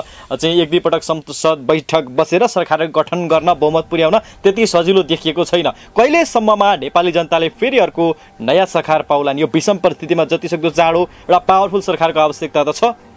केपी ओली त्यति कच्चा खेलाडी होइनन्, त्यसकारण उनले संसदमा विश्वासको मत लिँदा, हुन त मैले केपी ओलीलाई मैले हेर्न थालेदेखि, मैले राजनीति बुझ्न थालेदेखि र केपी ओलीलाई अवलोकन गर्न थालेदेखि तपाईँको 27 गतेको बैठकमा जति दयालाग्दो अवस्थामा केपी ओलीलाई कहिल्यै देखेको थिइनँ। अत्यन्तै दयालाग्दो, अत्यन्तै दुखी अवस्थामा, होइन? किनभने आफैले विघटन गरेको संसद, यो त कस्तो भने आफैले विघटन गरेको संसदबाट विश्वासको मतको याचना गर्नु त कस्तो हो भने तपाईले घरबाट गलत्याएको मान्छेसँग फेरि हात जोडेर पैसा सापट मागे जस्तो होइन र? त्यस्तो अवस्थामा केपी ओली पुगेका थिए। त्यसकारण त्यहाँसम्म पुगिसकेपछि अवश्य पनि ओली कच्चा खेलाडी होइनन्। उनले कुनै न कुनै राजनीतिक जोगाड, कुनै न कुनै दाउपेच, कुनै न कुनै ब्याकअप त अवश्य राखेका होलान्। अस्ति सर्वोच्च अदालतको फैसला जस्तो, होइन? त्यस्तो ब्याकअप राखेका रहेछन् भने उनको सरकार यथावत रहन्छ। तर कसरत चाहिँ नयाँ सरकार बनाउने नै भइरहेको छ। त्यो कसरत पुरा भयो भने अहिलेकै अवस्थामा छोटो समयमा चाहिँ सरकार बन्दैन, महिनौँ लाग्छ, किनभने यो त मिलिसकेपछि फेरि तपाईँको पहिलाका 9 महिने सरकारहरूमा जस्तै मन्त्रालयको बाँडफाँड हुनु पर्यो, मन्त्रालयहरूको विस्तार हुनु पर्यो। एउटै मन्त्रालय चाहिँ 3-4 फ्याकसम्म भएका इतिहासहरू छन् नि त नेपालमा। त्यसकारणले मन्त्रालयको भागभण्डा, मोलमोलाई, बार्गेनिङ, ब्ल्याकमेलमा महिनौँ जान्छ जीवन। के लाग्छ तपाईँको अब बन्ने सरकारको सन्दर्भमा त तपाईँले जानकारी दिनै सक्नु भएको छ, होइन? अब अलिकति कुरा गरौँ माधव नेपाल पक्षको विषयमा। जुन माधव कुमार नेपाल पक्षमा 27-28 जना सांसद रहेका छन् यति बेला, उनीहरूले सामूहिक राजीनामा देलान् या फ्लोर क्रस गर्लान्? कस्तो अवस्था देख्नुहुन्छ तपाईँ? होइन, फ्लोर क्रस गर्ने भए उनीहरूले अस्ति विश्वासको मत लिएकै बेलामा उनीहरूले चाहिँ केपी ओलीले विश्वासको मत लिँदै गर्दा नै उनीहरूले चाहिँ फ्लोर क्रस गर्नु थिए, होइन? फ्लोर क्रस गर्नुपर्ने पनि थियो यदि उनीहरूको निर्णय बलियो भइदिएको भए, स्थिर भइदिएको भए। तर त्यति बेला विश्वासको मत लिँदा माधव नेपाल पक्षले फ्लोर क्रस नगर्नु र अनुपस्थित मात्रै हुनुले चाहिँ के देखिन्छ भने उनीहरूले विभाजित भएर नयाँ पार्टी निर्माण गर्न खोजेको होइन, बरु केपी ओलीसँग पावर सेयरिङको लागि बार्गेनिङ गरे जस्तो देखिन्छ। मैले अघि पनि भने उनीहरू सम्झौता खोजिरहेका छन् के, शक्ति सन्तुलनको सम्झौता खोजिरहेका छन् पार्टीभित्र। त्यसकारण केपी ओलीले कम्तीमा आफ्नो पार्टीलाई समेट्नु नै असल राजनीति हुन्छ यति बेला। र कतिपयले के पनि भन्छन् भने तपाईको जसरी केपी शर्मा ओलीले संसद विघटन गरिसके पश्चात सोही संसदमा उभिएर विश्वासको मतको अपेक्षा लिइरहँदा उनी नैतिक सङ्कटमा परेको भनेर विश्लेषण गरिराखिएको अवस्था छ। सँगै जति बेला चाहिँ कङ्ग्रेस र माओवादीको समीकरण थियो पहिलो स्थानीय तहको चुनावमा, पछि माओवादीले धोका दिएर यता एमालेसँग चाहिँ समीकरण गर्यो। अहिले यो दृष्टिकोणले हेर्ने हो भने अहिलेको नयाँ सरकार गठनमा चाहिँ माओवादी र कङ्ग्रेसको समीकरणलाई पनि त्यति प्राकृतिक मानिँदैन नि। होइन, नैतिकता भन्ने कहाँ छ र नेपालको राजनीतिमा? त्यो नैतिकताको अपेक्षा गर्ने हामी पो गलत हुन्छौँ त जीवनजी। नेपालका नेताहरूसँग त्यस्तो नैतिकताको अपेक्षा गरियो, त्यस्तो इतिहासको स्मृतिको अपेक्षा गरियो भने त्यो चाहिँ गलत हुन्छ। यिनीहरूसँग नैतिकता भन्ने शब्द नै छैन यिनको डिक्सनेरीमा। होइन, कङ्ग्रेस र माओवादीको सरकार बन्ने सम्भावना चाहिँ कतिको छ त? जबकि पहिले स्थानीय तहको चुनावमा त यिनीहरू सँगै लडेका थिए, पछि एमालेसँग समीकरण गर्यो, धोका दियो तपाईँको चाहिँ कङ्ग्रेसलाई माओवादीले। फेरि यिनीहरू सँगै सरकार गठन गर्न सक्छन् त? यिनीहरू एकै ठाउँमा उभिन्छन् त? माधव कुमार चाहिँ हाम्रो प्रचण्ड र शेरबहादुर देउवा। तपाईँ शेरबहादुर देउवाको सत्ता मोहलाई बिर्सिरहनु भएको छ। कम्युनिस्टहरूको एकता भइरहँदा पनि उनी के भन्दै थिए भने ज्योतिषीले मलाई फेरि प्रधानमन्त्री हुन्छु भनेका छन् भनेर भन्दै थिए। तर ज्योतिषशास्त्र अगाडि नै छ जस्तो देखिँदैछ है। हजुर, ज्योतिषशास्त्रले गरेको अन्वेषण पुरा होला जस्तो पनि देखिएको छ नि। लगभग त्यस्तो सङ्केत चाहिँ देखिन्छ। तर मैले अघि भनिहालेँ नि, ओली कच्चा खेलाडी होइनन्। हजुर, केपी शर्मा ओली त्यति कच्चा खेलाडी होइनन्। फेरि पनि झिनो मतले भए पनि, सामान्य बहुमत ल्याएर भए पनि केपी शर्मा ओली नै प्रधानमन्त्री बन्न सक्छन्, बरु यसका लागि उनले ठुलो मूल्य चुकाउन तयार बन्छन् भन्नेहरू पनि छन् नि। सत्ता मोह, सत्ता लिप्सा त ओलीमा पनि त्यत्तिकै मात्रामा छ भन्नेहरू छन् क्या। अवश्य छ, सत्ता लिप्सा पनि छ र अहिलेको आवश्यकता पनि हो एक हिसाबले। किनभने अहिले नयाँ सरकार गठन गर्ने यो सही समय, सही अवसर होइन के यो महामारीको बेला। यो महामारीको बेला भइरहेको सरकारलाई घचघच्याएर त्यसलाई चाहिँ पाता कसेर प्रभावकारी बनाउने हो यतिखेर। तर अब नयाँ सरकार बन्दा सजिलो होला नि त रमेशजी, नयाँ सरकार बन्दा सजिलो होला। किनभने अब भारतलाई कम्फर्टेबल बनाउने टाइपको सरकार बन्यो भने त यो कोरोनाको विषम परिस्थितिमा भारतले पनि सहयोग गर्ला, भारतको असीम प्यार रह्यो भने अहिले भएका जे जति समस्याहरू छन् तुरुन्तै समाधान होला। भारत त अहिले आफ्नै जनसङ्ख्यालाई पनि सहयोग गर्ने स्थितिमा छैन जीवनजी। भारतमा त्यस्तो ताण्डव मचाइरहेको छ कोरोनाले, यति आतंकित भएको छ भारत कि तपाईँको अन्य राष्ट्रहरूमा खोप र कैयौं प्रकारका औषधिहरू निर्यात गर्न समेत रोक लगाइसकेको छ भारतले। त्यसकारणले भारतबाट अहिले तत्कालै कुनै प्रभावकारी किसिमको सहयोग मिल्ला भनेर सोच्नु गलत हुन्छ। हामीले आफूसँग भएका स्रोत साधनलाई चाहिँ अहिले प्रभावकारी रूपमा प्रयोग गर्न जरुरी छ के। अस्ति प्रधानमन्त्रीले भने जस्तै त्यो काहीँ काहीँ नपुगेको हुनसक्छ, हामीसँग पर्याप्त मात्रामा छन् भनेर जो उहाँले भन्नुभयो, ती काहीँ काहीँसम्म चाहिँ पुर्याउनु आवश्यक देखिन्छ सरकारले यतिखेर। तर अब त्यही तपाईँले अघि भने जस्तै सत्ता लिप्साको कारणले, राजनैतिक स्वार्थको कारणले मलाई त प्रधानमन्त्रीकै ध्यान पनि र सरकारका मन्त्रीहरूकै ध्यान पनि कोरोनातिर भन्दा सांसदहरूतिर बढी गइरहेको छ जस्तो लाग्छ अहिले। आज यो जुन स्वास्थ्य सङ्कटकाल लगाउने घोषणा भइरहँदा र केपी शर्मा ओलीमाथि चाहिँ यो अविश्वासको प्रस्ताव नभनौँ विश्वासको मत उनले लिन सफल नभइरहँदा स्वास्थ्य मन्त्रीले राजीनामा दिनुपर्ने नैतिकताको आधारमा भन्ने स्थिति पनि आएको छ नि आम जनमानसमा। तपाईँले यसलाई कसरी हेर्नु भएको छ? यसका दुईटा एङ्गल छन्। एउटा तपाईँले भनेको ठिक हो, यो पेन्डेमिकलाई राम्ररी नियन्त्रण गर्न नसकेको अवस्थामा स्वास्थ्य मन्त्रीले नैतिकताका आधारमा राजीनामा दिनुपर्ने भन्ने तर्क सही हो। अर्को कुरा, कमसेकम मैले पटक पटक भने, एक्सन नेपाल अनलाइन टिभीबाटै पटक पटक भने कि कमसेकम यो अवस्थामा, यस्तरी पेन्डेमिक मच्चिरहेको अवस्थामा, प्रलय मच्चिरहेको अवस्थामा त स्वास्थ्य सम्बन्धी विज्ञ व्यक्तिले स्वास्थ्य मन्त्रालय सम्हाल्नु पर्थ्यो के। स्वास्थ्य सम्बन्धी ज्ञान भएको व्यक्ति हुनु पर्थ्यो। तपाईँलाई ब्राजिलको उदाहरण दिन्छु म फेरि पनि। ब्राजिलमा राष्ट्रपति जैर बोल्सनारोले 4 जना स्वास्थ्य मन्त्री बदले। तर केपी शर्मा ओलीले एकजना पनि बदल्न सकेन।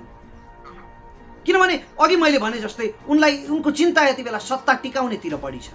अहिले स्वास्थ्य मन्त्रीलाई बर्खास्त गरिदियो भने फेरि ती प्रचण्डतिर जालान् कि माधव नेपालतिर जालान् कि, यस्तै यस्तै समस्याले जेलिएर चाहिँ केपी ओलीको सरकारले स्थिर निर्णय गर्न सकिरहेको छैन कति कुरामा।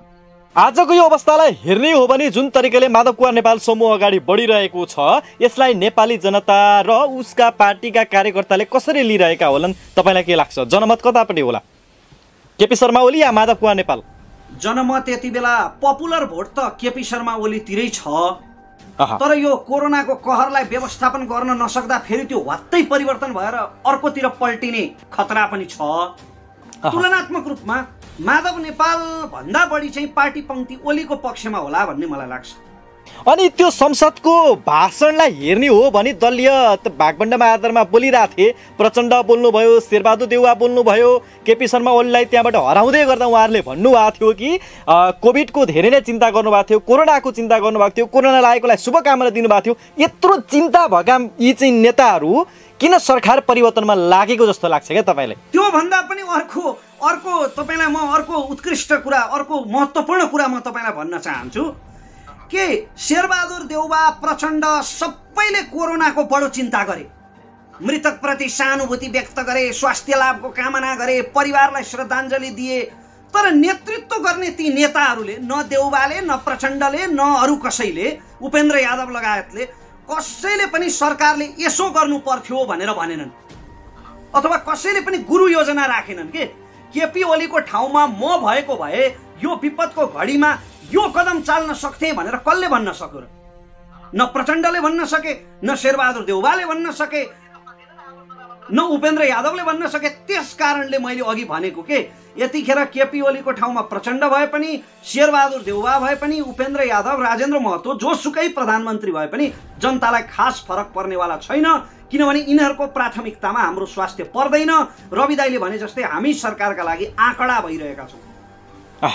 रमेशजी, अब अलिकति प्रसङ्ग बदल्नु, अलिकति कोरोनामा केन्द्रित भएर कुरा गर्न मन लाग्यो मलाई। रमेश प्रसाईले पोहोरको साल चाहिँ हामीले समन्वय गरेर विभिन्न ठाउँमा राहत सामग्री लगायत अन्य सामग्री वितरण गर्यौँ, धेरैलाई सहायता गर्यौँ। यसपटक झनै जटिल अवस्थामा आएको छ, तपाईँ राजधानीमा हुनुहुन्छ। स्वयं रमेश प्रसाई चाहिँ यसपटकको पेन्डेमिक सिचुएसनमा कतिको सुरक्षित छ, कोरोनाबाट कतिको सुरक्षित छ? ईश्वरको कृपा भन्नुपर्छ र मेरा शुभचिन्तकहरूको आशीर्वादको कारणले म र मेरो परिवार आजका मितिसम्म सुरक्षित छ। हामी सुरक्षा सावधानीहरू अपनाइरहेका छौँ। म सबैलाई सावधानी अपनाउन अनुरोध गर्छु। मैले पहिला पनि भनेको थिएँ कि कोरोनादेखि यति विघ्न त्रस्त पनि नहौँ कि लौ न के नै आयो, अब कयामत आयो, पृथ्वी नै पल्टिन लाग्यो, दुनियाँ नै सकिन लाग्यो भने जस्तो त्यति विघ्न त्रस्त हुन जरुरी छैन। मलाई लाग्छ कतिपय मान्छेलाई चाहिँ साइकोलोजिकल्ली पनि कमजोर बनाइरहेको छ यो रोगले नि। त्यस कारणले मनोवैज्ञानिक रूपमा हामी कमजोर नहौँ, त्रस्त नहौँ। कत्रा रोगहरू मानव सभ्यताले पछारेको छ। खालि सुरक्षा सावधानी अपनाऊ, आफू र आफ्नो वरिपरिकालाई बचाउँ भन्न चाहन्छु। ग्यालेक्सी टिभी 4K सँगसँगै अन्य धेरै रिपोर्टरहरू जो ग्यालेक्सी टिभीसँग आबद्ध हुनुहुन्छ, उहाँहरू धेरै हस्पिटलहरूमा समन्वय गरेर सेवा दिनमा तत्पर भएर लागि परिराख्नु भएको छ। रवि लामिछाने पनि लाइभमा हामीले देखिरहेछौँ। तपाईँ चाहिँ कता हराउनु भयो, तपाईँ चाहिँ के गर्दै हुनुहुन्छ भन्ने प्रश्नहरू पनि छ क्या? म हराएको छैन। जब विगतमा हामीले राहत वितरण गरेका थियौँ, जतिखेर तपाईँ हामी सबै मिलेर एक्सन नेपाल अनलाइन टिभी मार्फत हामीले जति बेला राहत वितरण गरेका थियौँ, त्यति बेला लकडाउनको चरम अवस्था थियो। महिनौँ बितिसकेको थियो लकडाउन भएको। अत्यन्तै तीव्र चरम अवस्था थियो र मान्छेलाई अत्यन्तै धेरै, असाध्यै धेरै अभाव थियो। कति अभाव थियो भने हामी खानेकुरा लिएर जाँदा चामल थाप्न रुँदै आएका थिए मान्छेहरू, होइन? हामीलाई सम्झना छ त्यो। र अब अहिले भर्खरै लकडाउन भएको छ र मेरो संस्थाले ग्यालेक्सी 4Kले असाध्यै धेरै समाज उपयोगी काम गरिरहेको छ र म यतिखेर फ्रन्ट लाइनमा नभए पनि, क्यामेराभन्दा पछाडि भए पनि मलाई दैनिक दर्जनौं बिरामीहरूका फोन आइरहेका छन् र म ती बिरामीहरूको लागि ग्यालेक्सी 4K को हाम्रो नेटवर्क मार्फत अस्पताल, बेड, अक्सिजन, भेन्टिलेटर लगायतको समन्वय गराइदिने कार्यमा म यथाशक्तो लागिरहेको छु। जीवन पक्कै पनि रमेशजी, पोहोरको साल हामीले क्यामेरामा गरेका कामहरूलाई देखाउनु पर्ने बाध्यता थियो, किनकि हामीले त्यति बेला अन्यसँग पक्कै पनि रमेशजी, पोहोरको साल हामीले गरेका कामहरू क्यामेरामा देखाउनु पर्ने बाध्यता थियो, किनभने हामीले अन्य धेरै व्यक्तिहरूसँग सहकार्य गरेका थियौँ होइन। यसपटक तपाईँले पनि व्यक्तिगत रूपमा धेरै कामहरू जो क्यामेराभन्दा बाहिरबाट गरिराख्नु भएको छ। एक्सन नेपाल टिमले पनि सुनसरी जिल्लाभरि अक्सिजन सिलिन्डर बाहेकका अन्य अक्सिजन सिलिन्डरभन्दा बाहिर अन्य घर घरमा औषधि पुर्याउन सकिनेदेखि लिएर बिचमा फँसेका व्यक्तिहरूलाई गन्तव्यमा पुर्याउने कामदेखि लिएर हामीले अन्य धेरै कामहरू गरिरहेका छौँ, जहाँ तपाईँले पनि सहयोग गरिराख्नु भएको छ र तपाईँले पठाएका कामहरू हामीले पनि गरिरहेछौँ होइन। पहिला पनि पहिलो पटक यो पहिलो लहरको लकडाउनमा पनि एक्सन नेपाल अनलाइन टिभी लिएर हामीले धेरै कामहरू क्यामेराभन्दा बाहिर गरेका थियौँ, किनकि यो हाम्रो बिजनेस होइन के, यो हाम्रो बिजनेस होइन, यो नितान्त सेवा हो र यो प्रत्येक नागरिकको कर्तव्य हो र कर्तव्यवश गरिएका सबै कामलाई क्यामेरामा देखाउन जरुरी हुँदैन। तर कतिपय कुरा चाहिँ किन देखाउनु पर्थ्यो भने जसले हामीलाई परदेशबाट सहयोग पठाउनुहुन्थ्यो उहाँहरूलाई हामीले सही ठाउँमा सहयोग पुर्यायौँ भन्ने विश्वास दिलाउनका लागि मात्रै हामीले क्यामेरामा देखाएको हो, टिआरपी कमाउनका लागि होइन।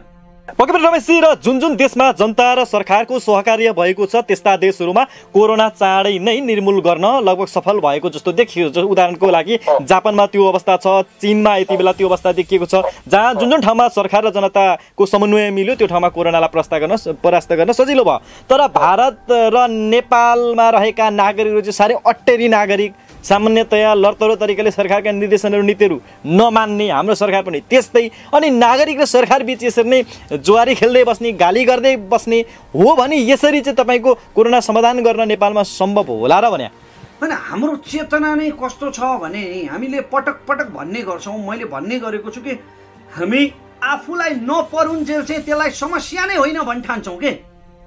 जबसम्म मलाई प्रत्यक्ष रूपमा पर्दैन तबसम्म मलाई लाग्छ कि यो समस्या नै छैन जस्तो लाग्छ मलाई।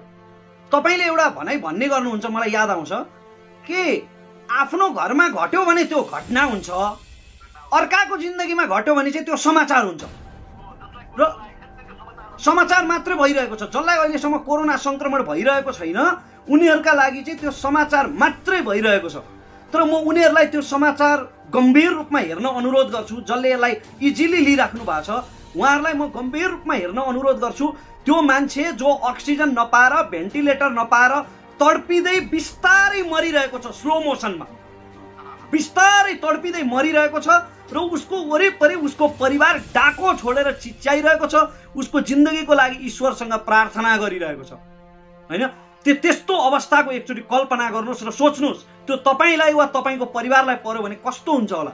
त्यसकारणले यो अवस्था आउन नदिउँ, हामीले सावधानी अपनाऊ, सरकारलाई यति बेला सहयोग गरौँ, लकडाउनको पालना। रमेशजी, तपाईँले कल्पनाको कुरा गर्दा म पनि अलिकति तपाईँलाई कल्पना गर्ने अनुरोध गर्छु, किनभने तपाईँले यति बेला चाहिँ क्यामेराभन्दा बाहिरबाटै काम गर्छु भनेर जुन ग्यालेक्सी टिमलाई भन्नुभएको छ, दर्जनौँ व्यक्तिलाई सहयोग गरिराख्नु भएको छ, हरेक दिन तपाईँ आफै खटिराख्नु भएको छ, आफ्नो पकेट मनीबाट पनि काम गरिराख्नु भएको छ, त्यस्ता पीडितहरूको निम्ति सहयोग गरिराख्नु भएको छ, अरूलाई पठाइराख्नु भएको छ। अरू बेला म हुन्थेँ, यति बेला काठमाडौँ अरू साथीहरू हुनुहुन्छ होइन। यति धेरै खटिरहँदा हामीले सुनेका छौँ अब कता कतै अपुष्ट समाचार अनुसार रमेश प्रसाईजी 2बाट 3 पनि बन्दै हुनुहुन्छ। यो त बडो अप्ठ्यारो अवस्था हो। अनि यस्तो अवस्थामा भोलि आफैलाई केही परिहाल्यो भने चाहिँ आफू चाहिँ कतिको सुरक्षित छु भन्ने कल्पना गर्नुभएको छ होइन। म पहिलो कुरा त मनोवैज्ञानिक रूपमा म त्रस्त छैन, किनभने अरूको लागि सहयोग गरिरहँदा रमेश प्रसाईले आफ्नो घर परिवारलाई चाहिँ कतिको सुरक्षित गरेको छ भन्ने प्रश्न पनि हो क्या। मेरो घर परिवार असाध्यै सुरक्षित छ। नन्दाजीलाई त उहाँलाई घर बाहिर जानै प्रतिबन्ध छ, यति बेला उहाँले जान मिल्दैन पनि, मिल्दैन र 2बाट 3 बन्दै गरेको भन्ने कुराहरू आएका थिए। अपुष्ट समाचार, यो व्यक्तिगत कुरातर्फ नजाउँ होइन। यद्यपि हो कि होइन भनेर एक शब्दमा सोध्नु चाहिँ पाइन्छ कि जस्तो लाग्छ मलाई। यो समाचार मिडियामा आउँदा यो समाचार चाहिँ मिडिया कर्मीले थाहा पाएर आएको त होइन, ठट्टै ठट्टामा आएको हो, तर यो सत्य घटनामा आधारित हो। सत्य घटनामा आधारित हो होइन। ल ठिक छ सर। अनि अर्को एउटा प्रश्न सोध्न मन लाग्यो, यो चाहिँ अलिकति नेपालीहरूको हाम्रो मनोवैज्ञानिकसँग जोडिएको विषय हो र सामाजिक मनोविज्ञानमा पनि जोडिएको प्रश्न गर्न मन लाग्यो है। बाहिरका राष्ट्रहरूमा नागरिकहरू जो अलिकति फेस भ्यालु नागरिकहरू छन् उनीहरूले चाहिँ तपाईँको यस्ता अप्ठ्यारो परिस्थितिहरूमा सहयोग गर्छन् हैन त्यति बेला उनीहरूले सरकारको आलोचना गर्दैनन्। नेपालमा पनि महावीर पुन हुनुहुन्छ जसले सरकारलाई गाली गर्नुको सट्टा सरकारको कमजोरीलाई छत्ताछुल्ल पारेर 3 हातमाथि उफ्रिनुको सट्टा उहाँले काम गरेर देखाउनुहुन्छ। तर त्यस्ता अभियन्ताहरू छन् जो चाहिँ कामभन्दा बढी सरकारको आलोचना मात्रै गर्छन्, भएन भनेर जनतालाई त्रासै मात्रै देखाउँछन्। बित्न आँटिसक्यो सबै, अब त कोरोनाले के नै गर्न आँटिसक्यो भनेर त्यसरी जनतालाई अत्यास बनाउनु भन्दा आफै चुप लागेर काममा लाग्यो भने त्यो सरकारलाई सहयोग गरेको अथवा सरकारसँग समन्वय गरेको भनेर बुझ्नु पर्दैन? हैन, म सरकारलाई पूर्वाग्रहवश अथवा सस्तो चर्चाका लागि सरकारलाई गाली गर्नेहरूको म घोर निन्दा गर्न चाहन्छु। म घोर भत्सना गर्छु त्यस्ता तत्त्वहरूको जसले सरकारलाई पूर्वाग्रहवश अथवा आफू हिरो हुनका निम्ति गाली गर्छन्। तर हामीले गरेका आलोचनाहरू चाहिँ पवित्र उद्देश्यले हो कि सरकारले आफ्ना कदमहरू सच्याओस्। सरकारले काम गरिरहेको छ तर त्यसलाई अझ तीव्र गतिमा काम गरेर आम जनतासम्म पुर्याओस्, आम जनतालाई हाम्रो अभिभावक सरकार छ भन्ने कुरा महसुस गराओस्। प्रधानमन्त्रीले अस्ति भन्नुभयो सरकार अभिभावक हो, सरकार सहारा हो भन्नुभयो। एउटा अक्सिजन नपाएर मरेको मान्छेको परिवारले सरकार हाम्रो सहारा हो भन्दा पत्याउँछ? सरकार अभिभावक हो भनेर पत्याउँछ? पत्याउने खालको काम गर्नु पर्यो नि सरकारले भनेर चाहिँ हामीले चाहिँ त्यस्तो पूर्वाग्रहले होइन स्वस्थ रूपमा आलोचना गरेको हो। त्यो गर्नुपर्छ जीवनजी, किनभने सरकारका काममा फेरि कसैले खबरदारी गरेन भने त यो त उत्तर कोरिया भइहाल्छ नि देश त। र पक्कै पनि रमेशजीले पछिल्लो समयमा कुरा गर्ने हो भने कोरोना लागेका भन्दा पनि कोरोना नलागेका त्यस्ता व्यक्तिहरू जो तपाईँको वृद्ध हुनुहुन्छ, जसलाई सुगरले सताएको छ, प्रेसरले सताएको छ, बाटोमा लडेर तपाईँको सामान्य चाहिँ उहाँहरू घाइते बन्नुभएको छ, एक्सिडेन्ट भएको छ होइन, त्यस्तै गरी तपाईँको दैनिक गर्भ जाँच गराउनु जानुपर्ने व्यक्तिहरू हुन्छन्। त्यस्ता दैनिक रूपमा हस्पिटल जानुपर्ने व्यक्तिहरूको अवस्था चाहिँ कस्तो बिजोग छ, गाह्रो अवस्थामा छ भनेर मैले देखेको छु क्या। किनकि डक्टरले हेर्न मान्दैन, हस्पिटलमा पुगेर आउँदा उल्टै कोरोना सङ्क्रमित हुने डर हुन्छ। तपाईँले चाहिँ के महसुस गर्नु भएको छ? काठमाडौँको अवस्था चाहिँ कस्तो छ? अत्यन्तै भयावह छ जीवनजी, तपाईँले भने जस्तै अत्यन्तै भयावह छ। यहाँ बिरामीहरूलाई अस्पतालले हेर्न मानिरहेको छैन। काठमाडौँमा त झन् डाक्टरको सङ्ख्या र बिरामीको सङ्ख्याको भयङ्कर असन्तुलन छ, भयङ्कर असन्तुलन छ। डाक्टरले बिरामीको सङ्ख्या हेरी भ्याउने अवस्था पनि भइरहेको छैन। अहिले त पहिला चाहिँ के हुन्थ्यो भने सामान्य अवस्थामा चाहिँ देशका विभिन्न ठाउँबाट काठमाडौँ आउने अवस्था हुन्थ्यो उपचारका लागि। अहिले चाहिँ काठमाडौँबाट अन्यत्र जाने अवस्था छ उपचारका लागि। बरु झापामा बिर्तामोडमा तपाईँको अक्सिजन छ, बरु मोरङ सुनसरीमा होला, तर काठमाडौँमा अहिले पर्याप्त छैन। त्यस कारणले यस्तो अवस्था छ। अब म मेडिकल विज्ञ चाहिँ होइन, म त्यति धेरै जान्दिनँ कोरोनाको विषयमा, तर मेरो काँचो अनुभवले के भन्छ भने यो कोरोनाले सबैभन्दा बढी असर चाहिँ ती व्यक्तिहरूलाई गर्दो रहेछ जसको इम्युनो सिस्टम कमजोर छ, जसको आत्मरक्षा प्रणाली कमजोर छ, अथवा जसलाई दम लगायतका रोगहरू, सुगर प्रेसर लगायतका रोगहरू पहिल्यैदेखि लागेका छन्, जो गर्भवती छिन्, जसको पहिल्यैदेखि कुनै न कुनै रोग छ, त्यस्तो रोगीलाई चाहिँ कोरोनाले आवश्यकता, जो एचआईभीबाट पीडित छन्, हेपाटाइटिस बीबाट पीडित छन्। हजुर रमेश, अलिकति अब सोलुसनको कुरा गरौँ न। जस्तै अब यो पत्रकारितासँग जोडिएको एउटा विषयलाई अगाडि राख्न चाहेँ मैले होइन। भूकम्प जाँदा नेपालमा भारतका कतिपय टेलिभिजनले नेपालको दुर्दशा देखायो भनेर हामी रिसायौँ। तर यति बेला पनि लास जलाउन नपाएको बिजोगहरू देखाउने, हस्पिटलमा बेड सिट नभएको बिजोकै मात्रै देखाउने, कसरी समस्या समाधान गर्न सकिन्छ भनेर चाहिँ मिडियाले कम समाचार सम्प्रेषण गरेको, तर जताततै बिजोकै बिजोग देखाएर नागरिकलाई त्रास भर्ने काममा मिडिया कतिको जिम्मेवार भइरहेको छ, कतिको अग्रसर भइरहेको छ जस्तो लाग्छ तपाईँलाई? हामी चाहिँ मलाई कस्तो लाग्छ भने अधिकांश केही अपवादहरूलाई छोडेर अधिकांश हाम्रा सञ्चार माध्यमहरू चाहिँ नेगेटिभ जर्नलिजममा विश्वास गर्छन्। समाधानमुखी पत्रकारितामा होइन कि नकारात्मक पत्रकारितामा के। त्यो सनसनी हुनु पर्यो, यानी हाउ सनसनी कमाऊ भन्ने विज्ञानले काम गरेको छ। लास जलाउँदै गरेको, लास जलाउन पालो कुर्दै गरेको अवस्था देखाइयो, हस्पिटलहरू नपाएर नागरिकको भुइँमा सुतेको अवस्था देखियो, मरेकै अवस्थाहरू मात्रै बढी मिडियाले देखायो। तर कसरी समाधान गर्न सकिन्छ, विकल्प के हो भनेर चाहिँ विज्ञहरूसँग कुरा गरेको त्यो अवस्था चाहिँ मिडियाले देखाएन क्या। यस्तो जीवनजी, यदि अस्पतालमा मान्छेले ठाउँ नपाएको देखाइन्छ भने अस्पताल निर्देशकसँग जवाफ लिनुपर्छ, अथवा स्वास्थ्य मन्त्रीसँग जवाफ लिनुपर्छ कि ती मान्छेहरूले किन ठाउँ पाइरहेका छैनन्। र यदि जवाफ लिन सकिँदैन भने चाहिँ त्यस्ता नकारात्मक कुराहरू देखाउनु हुँदैन, किनभने त्यसले त कुनै अर्थ नै लागेन नि त। यदि जवाफ लिएर समाधान गराउने भूमिका मिडियाले खेल्न सक्छ भने त्यो राम्रो हो। तर समाधानमुखी पत्रकारिता गर्न छोडेर यस्तो अवस्थामा त्यस्तो नेगेटिभ जर्नलिजम गर्नु, त्रासदी मात्रै फैलाउनु, दुखै मात्र पोखेर मान्छेलाई मानसिक तनावमा पुर्याउनु, डिप्रेसनमा पुर्याउनु चाहिँ मिडियाको धर्म होइन। पूर्वको प्रसङ्गमा कुरा गर्ने हो भने यो एउटा चाहिँ निजी स्तरको मेडिकल कलेजको नाममै लिइदिउँ के जान्छ र नोबेल हस्पिटलले चाहिँ तपाईँको आफ्नो बेडसिट क्षमताभन्दा पनि बढी एउटा शिविरहरू राखेर पनि कोरोना सङ्क्रमितको उपचार गर्ने, तपाईँको निःशुल्क उपचार गर्नको साथसाथै तपाईँको अक्सिजन चाहिँ सिलिन्डर समेत उपलब्ध गराउने सम्मको काम गरेको छ। यसको तारिफ खासै भएको छैन र यो त एउटा उदाहरण मात्रै हो। तर गलत गरिएकोहरूलाई चाहिँ तपाईँको सनसनी बनाएर ब्रेकिङ न्युज बनाएर देकै गरेको कारणले गर्दा पनि नागरिक बढी तर्सित छन् भन्ने चाहिँ लाग्छ होइन त? अनि यतिखेर मिडियाले मोटिभेसनको काम गर्नु पर्थ्यो। यतिखेर मिडियाले त्यस्ता सकारात्मक कुराहरूलाई प्रोत्साहित गर्नु पर्थ्यो जसले यति बेला पनि हौसला प्रदान गरून् होइन। तपाईँले भने जस्तै राम्रो काम गरिरहेका अस्पतालहरूलाई प्रोत्साहित गर्नु पर्थ्यो, राम्रो काम गरेका तपाईँको अभियन्ताहरूलाई प्रोत्साहित गर्नु पर्थ्यो। हामीले चाहिँ कस्तो किसिमको वातावरण सृजना गर्छौँ भने कहिलेकाहीँ सबै कुरा खत्तमै मात्रै छ। तर यो संसारमा त 51% त राम्रो छ नि, 49% खराब भए पनि। त्यही भएर त तपाईँ र म बाँचेका छौँ नि होइन।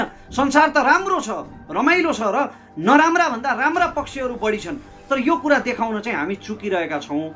अब यो तपाईँ हाम्रै काँधमा पनि आइपर्छ जीवनजी। बिल्कुल, तपाईँ लागिराख्नु भएको छ, हामी पनि सानो स्केलमा लागिरहेका छौँ। हाम्रो क्षमता जति छ एउटा युट्युब च्यानलको हामीले अधिकतम मात्रामा प्रयोग गरेका छौँ र सबै कुराहरू क्यामेरामा देखाउनु हुँदैन। कतिपयको व्यक्तिगत कुराहरू पनि हुन्छन्। जस्तै एउटा मान्छे चाहिँ औषधि किन्न जान सकेन, उसको पहुँच चाहिँ औषधि किन्न सक्ने बनेन यो लकडाउनमा भने त्यो 200-300 रुपियाँ चाहिँ उसले किन्न सकेन भनेर उसलाई क्यामेरामा देखाउनु हुँदैन। कसैले चाहिँ तपाईँको 10 किलो चामल किन्न सकेन भने त्यो 10 किलो चामल यो फलाना व्यक्तिले किन्न सकेन, हामीले दिउँ, हामीले खयौँ भनेर देखाउनु जरुरी छ जस्तो लाग्दैन। आफैले व्यक्तिगत रूपमा गर्दा चाहिँ उसलाई टिठ लाग्दो देखाउन र आफूलाई हिरो देखाउन त्यसो गरिएको हो। त्यो चाहिँ सेवाको मुखुण्डभित्र भएको अपराध हो वास्तवमा। र अब अलिकति नागरिकको कुरा गरौँ। नागरिकले के गर्ने रमेशजी? नागरिकले चाहिँ नेपालमा खासै सचेतता अपनाएको देखिएन। अहिले जुन म भन्ने गर्छु तपाईँले पनि भनिदिनु भयो कि आफूलाई पर्दा मात्रै घटना, अरूलाई समाचार भने जस्तै अहिले कोरोना लागेकै व्यक्तिहरू पनि खै मलाई त केही पनि भएन भनेर धरानमा त घुम्दै गरेको घटनाहरू पनि देखियो। यस्तो अन्य ठाउँमा पनि होला।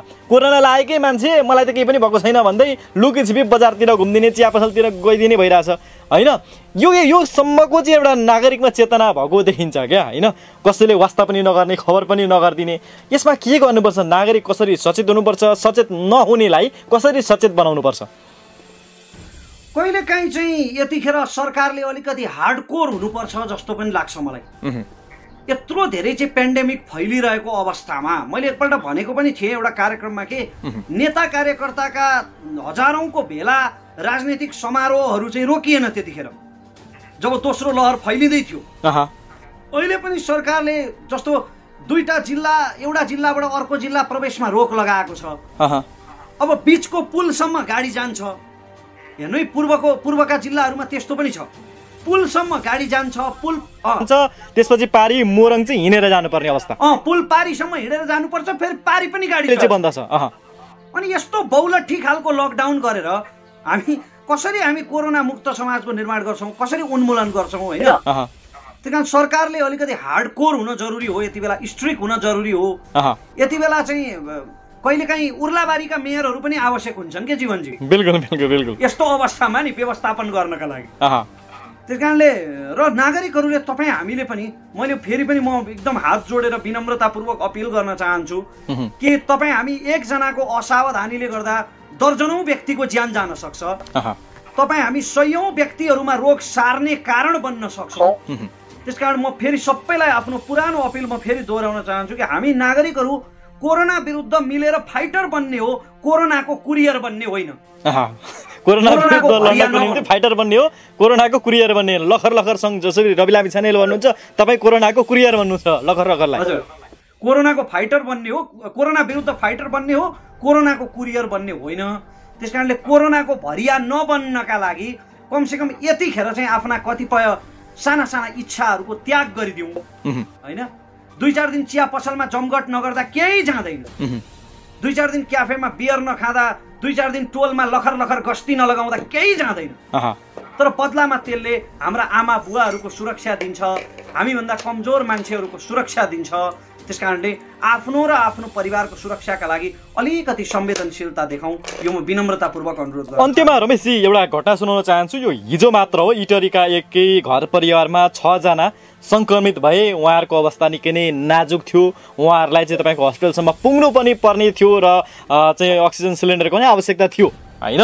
त्यस्तो अवस्थामा हामी पुग्यौँ, तर 6 जनालाई हाम्रो मोटरसाइकलमा राखेर हस्पिटलसम्म लान सक्ने अवस्था थिएन। बेड त जसोतसो नजिक हस्पिटलमा मिल्यो, तर उहाँहरूलाई बोक्ने गाडी आएन क्या, हतपत भेटिएन भन्दाखेरि यस्तो अवस्था छ। सबै ठाउँमा यति बेला एम्बुलेन्सले मात्र सेवा दिन सक्ने अवस्था छैन। अन्य चाहिँ जो सवारी साधन छन् उनीहरूले यसमा चासो देखाउँदैनन्। अब कसरी अगाडि बढ्नुपर्छ, यसमा सरकारले कस्तो निर्देशन दिनुपर्छ जस्तो लाग्छ भेकल्सको विषयमा कुरा गर्ने हो भने?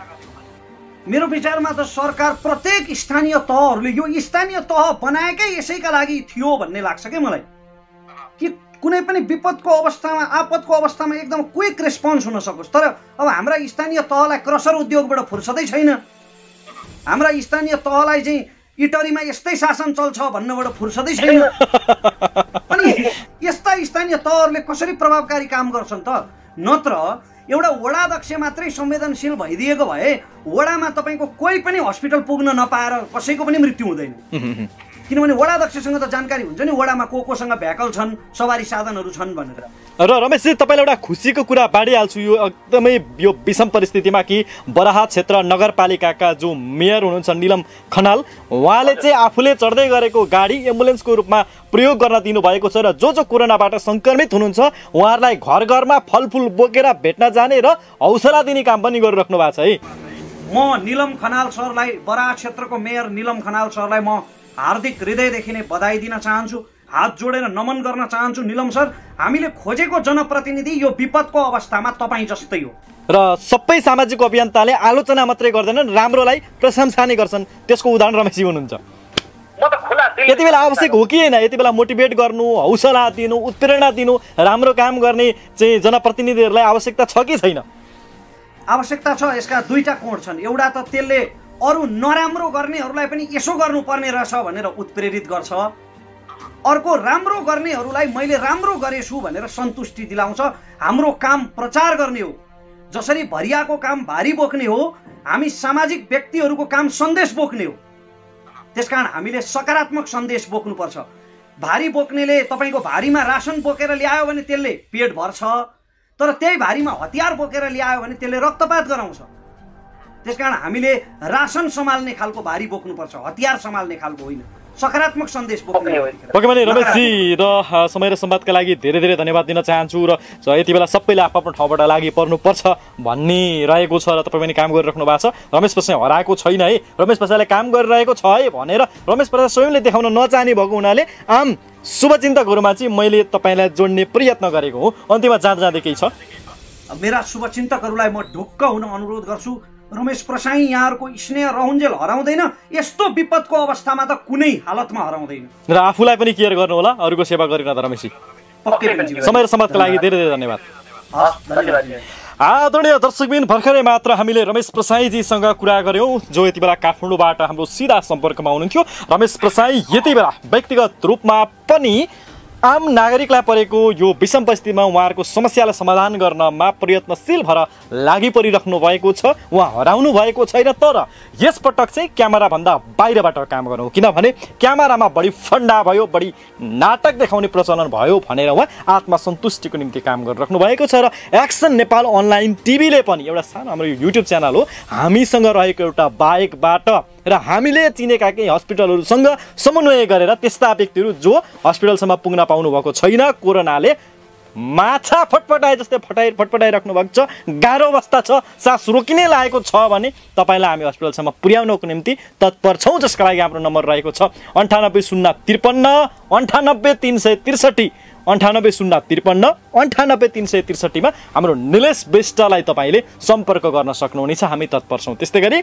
ग्यालेक्सी टिभीले पनि यति बेला काम गरिरहेको छ, जो रवि लामिछानेको टिमले सञ्चालन गर्ने लागेको टेलिभिजन हो। यसमा पनि तपाईँले फोन गर्न सक्नुहुनेछ, जसको एउटा एनसेल नम्बरमा यहाँ भन्न चाहन्छु 9801038181 9801038181 मा तपाईँले फोन गर्न सक्नुहुनेछ भनेर उहाँहरूले जानकारी गराउनु भएको कुरालाई हामीले दिएका छौँ। हिजोसम्म अक्सिजन बाँड्दै गरेका व्यक्तिहरू आज कहाँ छन्, उहाँहरूले पनि कति काम गरिराख्नु भएको छ भनेर हामी खोज्ने प्रयत्न गर्नेछौँ। एक्सन नेपाल अनलाइन टिभी हेरिदिनु भयो। आजको हाम्रो यो रमेश प्रसादजी सँगको संवादलाई आम नेपालीहरूमा चेतनाको निम्ति पनि तपाईँले सेयर गर्न सक्नुहुनेछ र हाम्रो च्यानललाई सब्सक्राइब गर्नु त तपाईँले पक्कै नै भएको छ, गर्नुभएको छैन भने आज गर्नुहुन्छ भन्दै